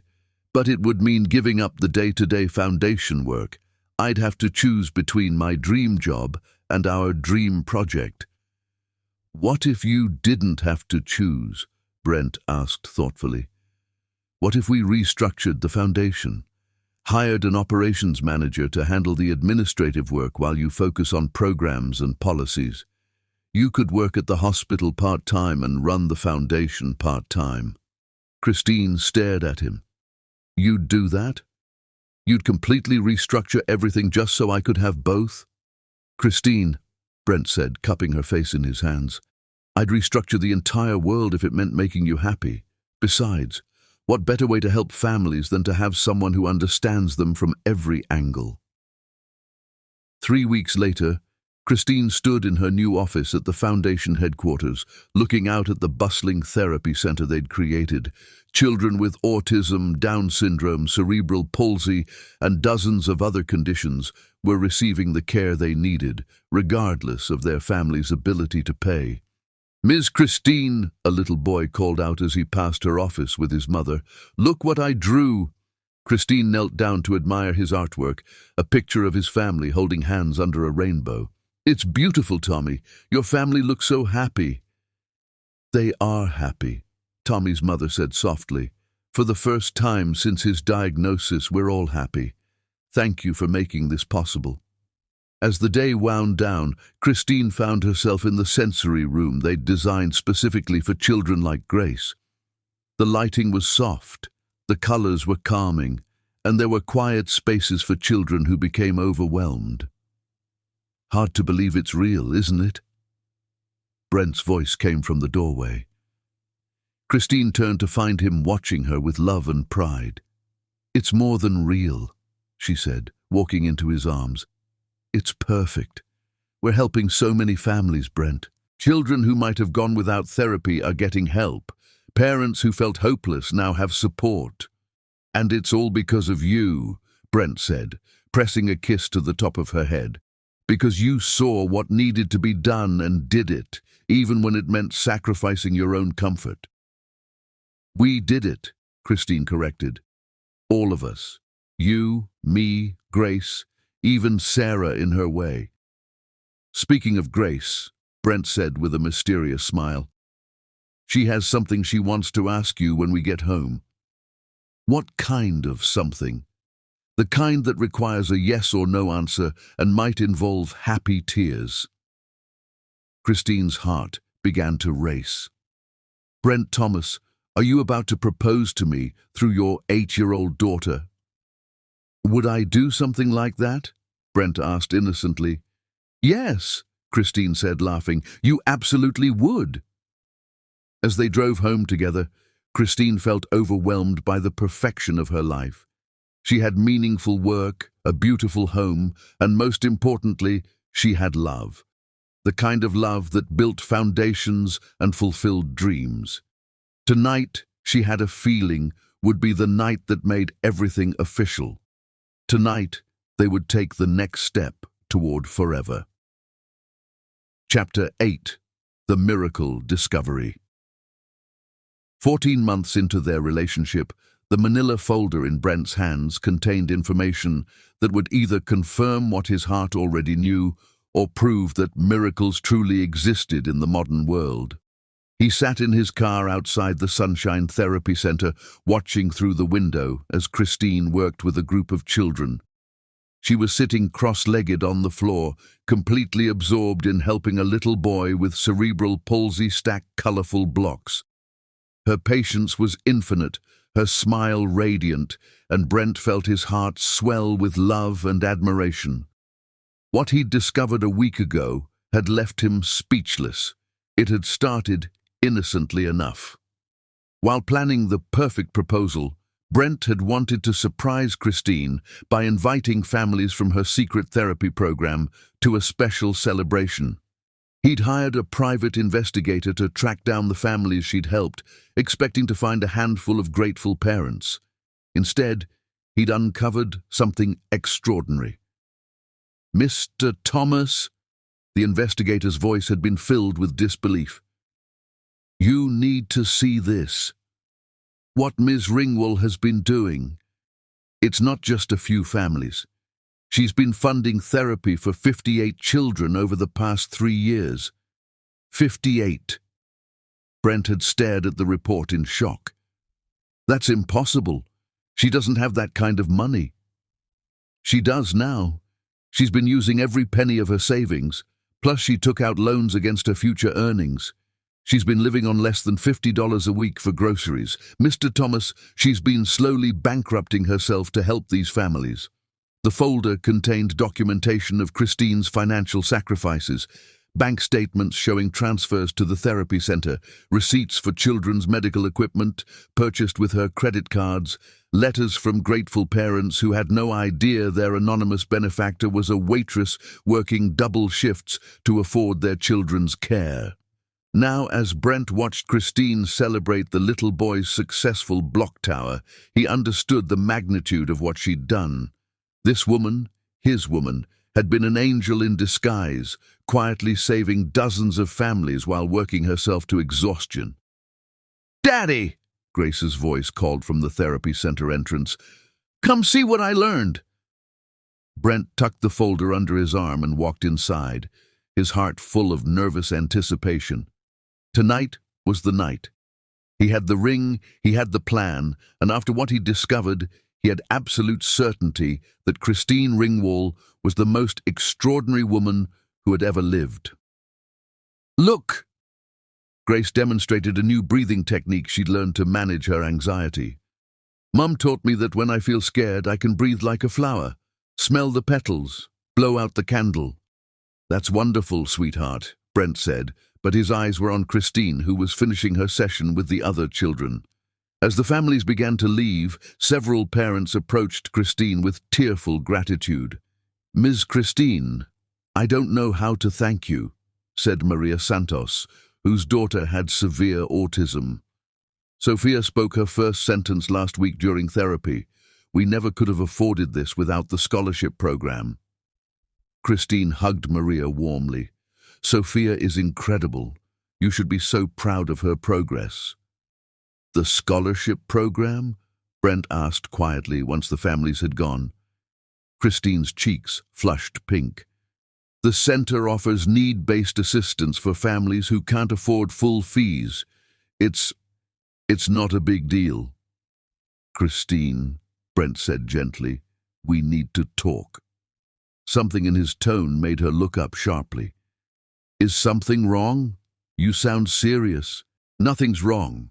Everything's right, but there's something I need to ask you." He took her hand, leading her to a quiet corner while Grace played nearby. "The scholarship program here, how long has it been running?" "About 3 years, Christine said carefully. "Why? And how is it funded?" Christine's eyes widened as she realized where this conversation was heading. "Brent, please don't." 58 children, Christine." His voice was filled with awe and love. "You've been helping 58 families for 3 years. You've spent your entire savings, taken out loans, lived on practically nothing, all to make sure children got the therapy they needed."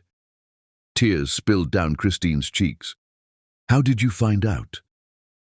"I wanted to surprise you by inviting some of the families you'd helped to our engagement party. I hired someone to find them, and instead I found—" He opened the folder, showing her the documentation. "I found proof that you're the most selfless, incredible person I've ever known." "I couldn't let them suffer," Christine whispered. "These children, their families, they needed help, and the system failed them. What was I supposed to do? Just walk away?" "Most people would have," Brent said softly. "Most people would have said it wasn't their responsibility. But not you. You saw children in need, and you moved heaven and earth to help them." Grace approached them quietly, sensing the emotional weight of the conversation. "Are you crying happy tears or sad tears?" she asked Christine. "Happy tears, sweetheart," Christine said, wiping her eyes. "Very happy tears." "Good," Grace said, then turned to her father with surprising seriousness. "Daddy, are you going to ask Mom to marry us now?" Brent laughed, his nervousness evaporating in the face of his daughter's directness. "Actually, yes, right here, right now."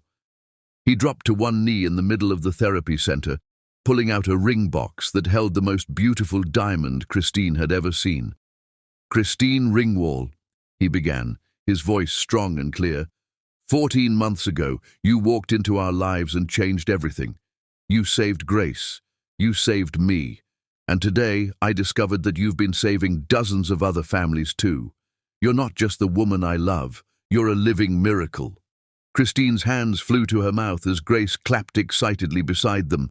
"I don't just want to marry you because I love you, though I do, more than life itself. I want to marry you because you make me want to be better, because you show me every day what real love looks like, because when I imagine the future, the only one that matters has you in it." Around them, the therapy center staff had quietly gathered, drawn by Grace's excited whispers. "Christine," Brent continued, "will you marry me? Will you let me spend the rest of my life trying to be worthy of your incredible heart?" "Yes," Christine sobbed, holding out her shaking hand. "Yes, yes, 1,000 times yes." As Brent slipped the ring onto her finger, the small crowd erupted in applause. Grace threw herself into both their arms, and the three of them held each other tight. "I have one more surprise," Brent said when the cheering died down. "Dr. Martinez called yesterday. I may have made a substantial donation to Children's Hospital with the condition that they create a new position, Director of Family Support Services. It's yours if you want it. You'd oversee the hospital's charity care program and work directly with families who need financial assistance for their children's medical care." Christine stared at him in amazement. "You created a job for me?" "I created a job that lets you do what you're already doing, but with the resources and support you deserve," Brent corrected. "You'll never have to choose between helping families and paying your own bills again. And the foundation will continue to thrive under your guidance."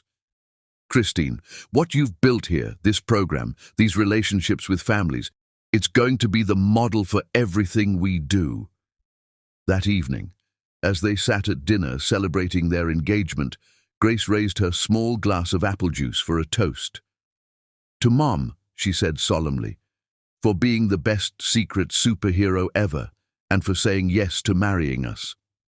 "To Christine," Brent agreed, his eyes never leaving his fiancée's face, "for teaching us that love isn't just a feeling, it's an action, and for showing us that sometimes the most incredible miracles come disguised as ordinary people doing extraordinary things."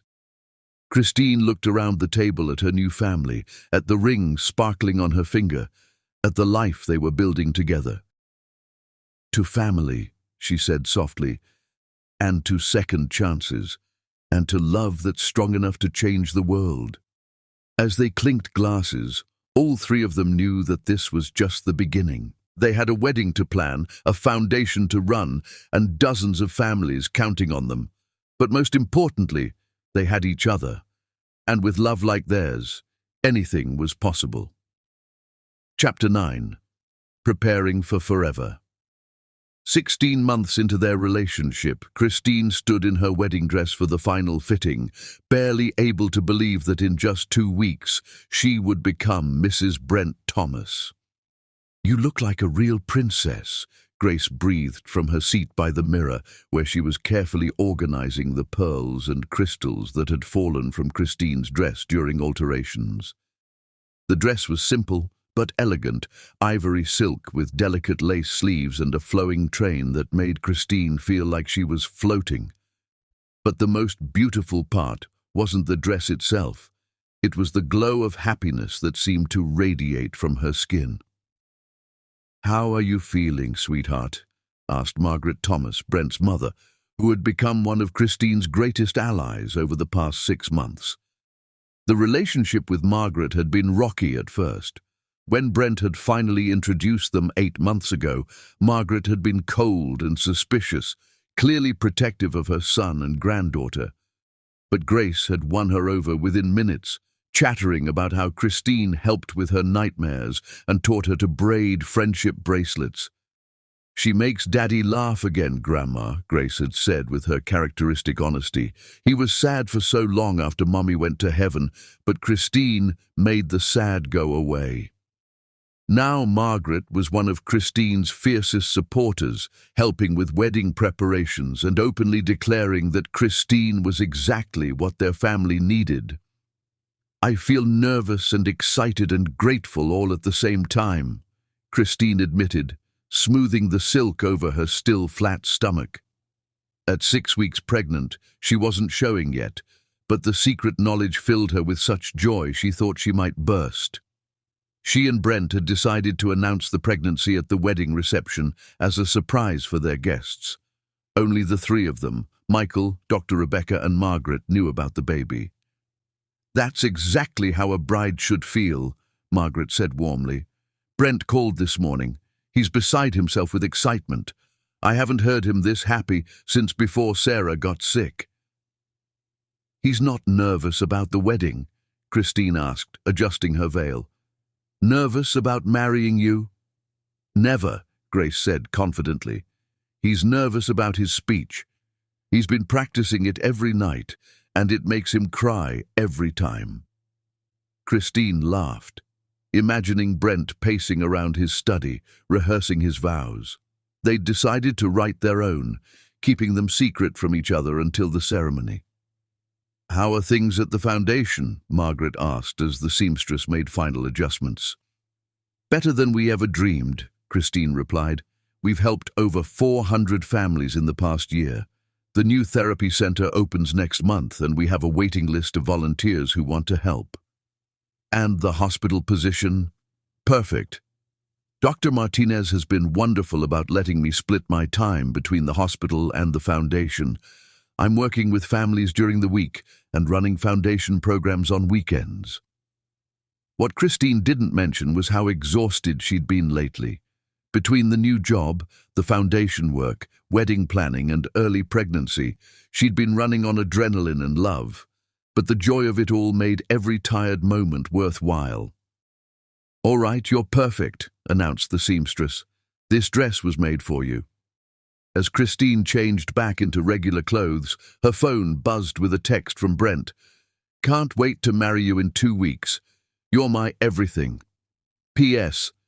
Grace has been practicing her flower girl walk for an hour. She's taking this very seriously." Christine smiled, typing back, "Can't wait to be your wife. Tell our flower girl she's going to be perfect." That evening, the rehearsal dinner was held at Brent's house, transformed into a garden paradise with fairy lights and flowers everywhere. The guest list was small, just family and close friends, but the love in the air was overwhelming. Michael gave a speech that brought everyone to tears, talking about how Christine had sacrificed everything to raise him and how seeing her this happy was the greatest gift he could ever receive. "Christine taught me that family isn't just about blood," he said, raising his glass. "It's about showing up for each other day after day with love and patience and faith. Brent, Grace, you're getting the most incredible woman in the world. Take care of her the way she's taken care of everyone else." Dr. Rebecca spoke next, sharing the story of Grace's transformation from a withdrawn, anxious child to the confident, happy girl she was today. Love is the best medicine, she concluded, and this family has more love than any prescription could provide. When it was Brent's turn to speak, he stood slowly, his eyes finding Christine's across the table. 16 months ago, I thought my story was over, he began, his voice thick with emotion. I thought I'd had my chance at love, at family, at happiness. I was just going through the motions, trying to be the father Grace deserved while feeling completely lost. He paused, looking at Grace, who was listening with rapt attention. Then Christine walked into our lives and changed everything. She didn't just help Grace, she saved us both.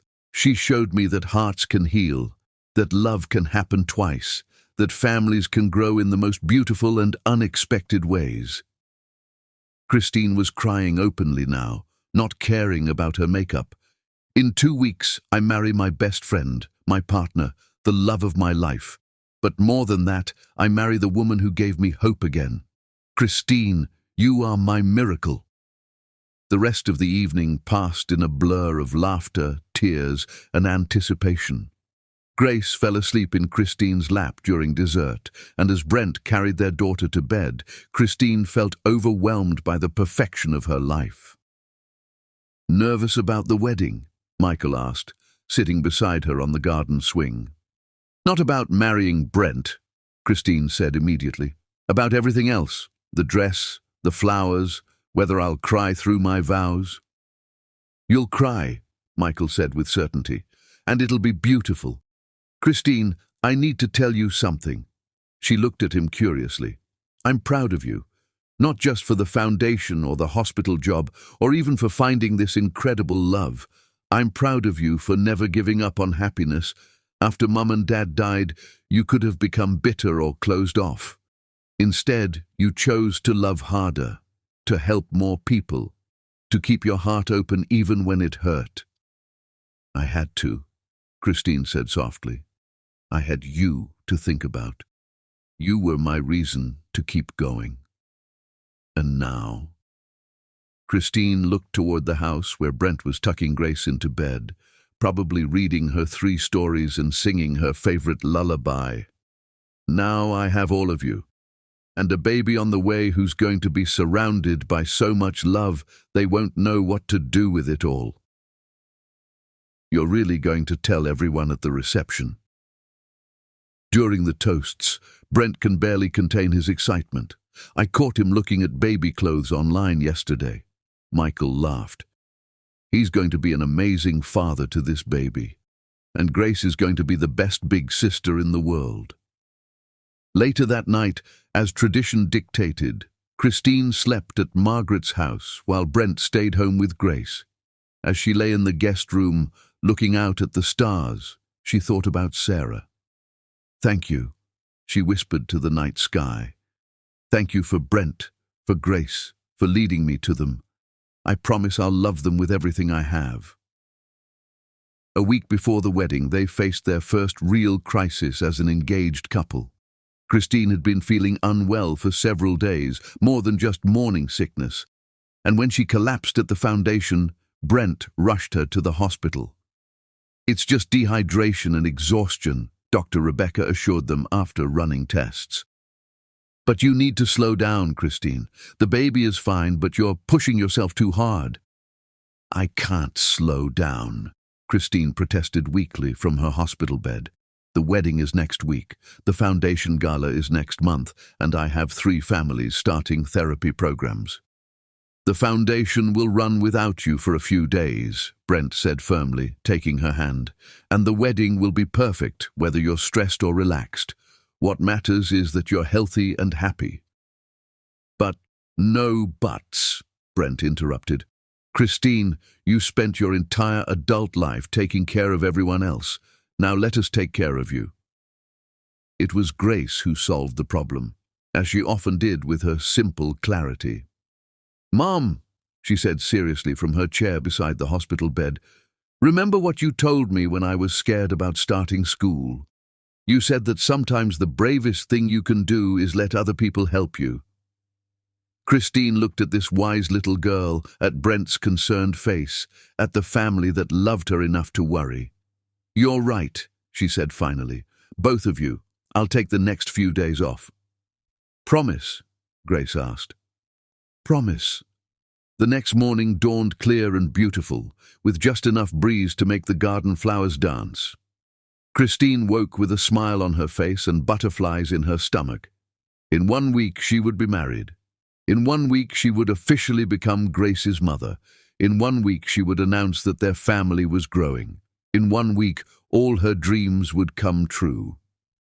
As Margaret brought her breakfast in bed and Grace knocked excitedly on the door, asking if it was time to get ready yet, Christine felt a profound sense of gratitude wash over her. She had started this journey as a lonely woman working 2 jobs to support her brother. Now she was about to become part of something beautiful and lasting, a family built on love, strengthened by challenges, and blessed beyond measure. In 7 days, she would be Mrs. Christine Thomas. She could hardly wait. Chapter 10. Forever begins today. 18 months after that first magical day at Harmony Diner, Christine woke to sunlight streaming through lace curtains and the sound of Grace giggling in the hallway. "Today's the day!" Grace burst through the bedroom door, already dressed in her flower girl dress, a miniature version of Christine's gown in soft lavender. "Today you become my real mommy forever and always." Christine's heart swelled as she pulled Grace into bed beside her. "I've felt like your real mommy for months now, sweetheart." "I know," Grace said seriously, "but today it's official. Today everyone will know that we chose each other." Margaret appeared in the doorway with a breakfast tray, her eyes misty with emotion. "My granddaughter has been awake since 5 a.m., planning every detail of today. She's more excited than the bride." "She's perfect," Christine said, kissing the top of Grace's head. "We're all perfect." As the morning progressed, the house filled with the controlled chaos of wedding preparations. The hairstylist arrived first, transforming Christine's hair into an elegant updo adorned with the pearls that had belonged to Brent's grandmother. The makeup artist followed, enhancing Christine's natural glow, while Grace watched in fascination. "You look like a fairy tale princess," Grace declared as Christine's transformation neared completion. "And you look like the most beautiful flower girl in the world," Christine replied, adjusting Grace's flower crown. By noon, guests had begun arriving at the mansion. The garden had been transformed into a fairy tale setting with white roses, fairy lights strung between trees, and an altar made of birch branches and flowing fabric. The aisle was lined with petals that Grace had carefully scattered that morning. In Brent's study, he paced nervously while Michael adjusted his tie for the 3rd time. "You're going to wear a hole in that carpet," Michael observed with amusement. "I can't believe this is happening," Brent said, running his hand through his hair. "I can't believe she said yes.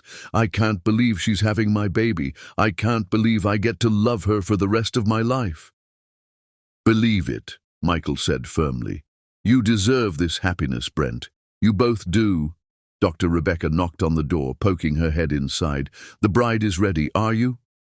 Brent straightened his shoulders, took a deep breath, and nodded. "I've been ready since the day I met her."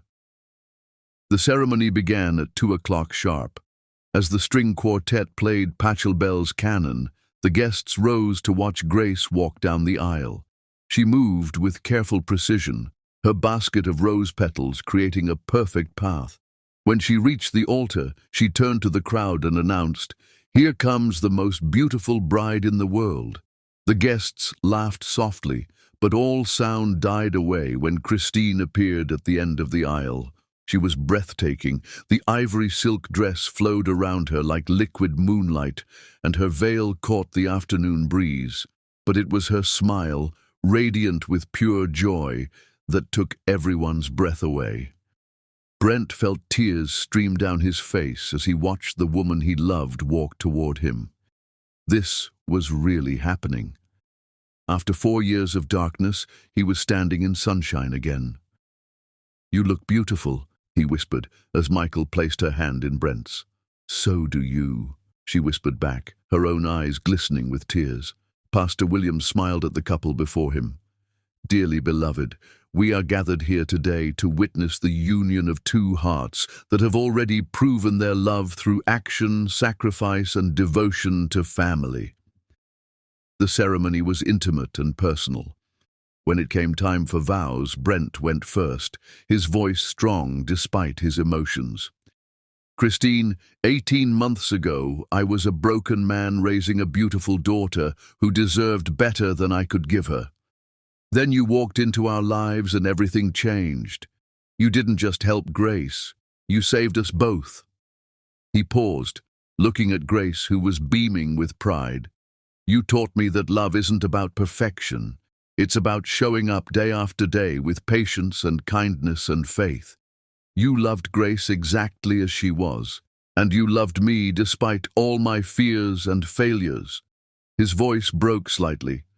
"You are my miracle, my second chance, my everything. I promise to love you with the same devotion you've shown us. I promise to support your dreams, to be your partner in all things, and to spend every day trying to be worthy of your incredible heart." Christine wiped away her tears before beginning her own vows. "Brent, when I first saw you in that diner, I saw a father who loved his daughter more than life itself. I saw strength and gentleness and a heart that was healing, but not broken.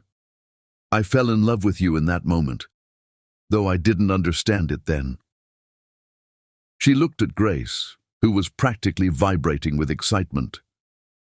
"Grace, my beautiful girl, you taught me that families aren't just born, they're chosen. You chose me that first day, and I choose you today and always. You are my daughter in every way that matters." Turning back to Brent, she continued, "I promise to love you both with everything I have. I promise to be Grace's mother and your wife with equal devotion. I promise to build dreams with you, to face challenges together, and to never forget how blessed we are to have found each other." "Do you have the rings?" Pastor Williams asked. Grace stepped forward proudly, carrying the ring pillow with the solemnity of someone entrusted with precious treasure. As they exchanged rings, Brent spoke the words that would bind them forever. "With this ring, I thee wed. My heart is yours now and always." Christine's voice was steady and clear. "With this ring, I thee wed. My love is yours for all time.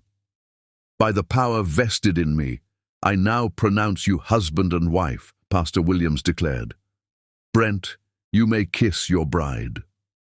The kiss was tender and passionate, full of promise and joy. The guests erupted in applause, but the new family barely heard them. They were lost in their own perfect moment. "Ladies and gentlemen," Pastor Williams announced, "I present to you Mr. and Mrs. Brent Thomas and their daughter Grace." The reception was magical. They danced their first dance to "At Last" by Etta James, with Grace joining them halfway through the song. They cut the cake with Grace's help, laughed at Michael's embarrassing stories about Christine's childhood, and celebrated until the stars came out. As the evening wound down, Brent stood to make an announcement. "Christine and I have one more piece of news to share," he said, his arm around his wife's waist. "Our family is growing. We're expecting a baby in early spring." The crowd erupted in cheers and congratulations. Grace jumped up and down, shouting, "I'm going to be the best big sister ever." Margaret dabbed at her eyes with her handkerchief. "Sarah would be so happy," she whispered to Dr. Rebecca, who nodded in agreement. Later, as the last guests departed and Grace fell asleep in Margaret's arms, Brent carried Christine over the threshold of their home. "Mrs. Thomas," he said, setting her down gently in their bedroom, "how does it feel to be married?" "Perfect," Christine said, stepping into his arms. "Everything feels perfect."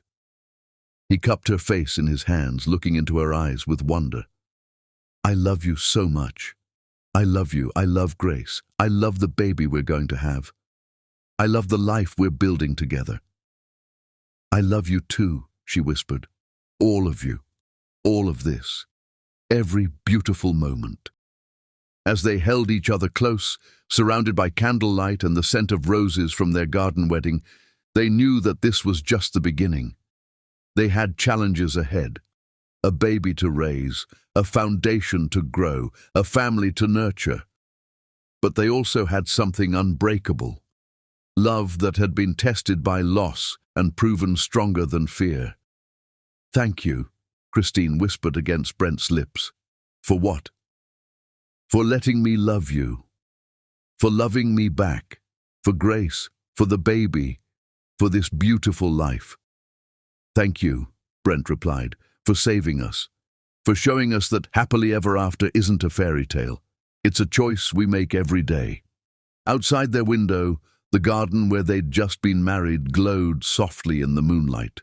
And somewhere in the vast universe, Sarah Thomas smiled down at the family she had helped create, knowing that love truly was eternal, and that some stories never really end. They just grow more beautiful with each passing day. 18 months ago, Christine had been a lonely waitress and Brent a grieving widower. Tonight, they were husband and wife, parents to Grace, and expecting their first child together. This was their forever, and it was perfect. Their love story, born from a simple act of kindness in a diner, had become a beautiful forever that would last through eternity.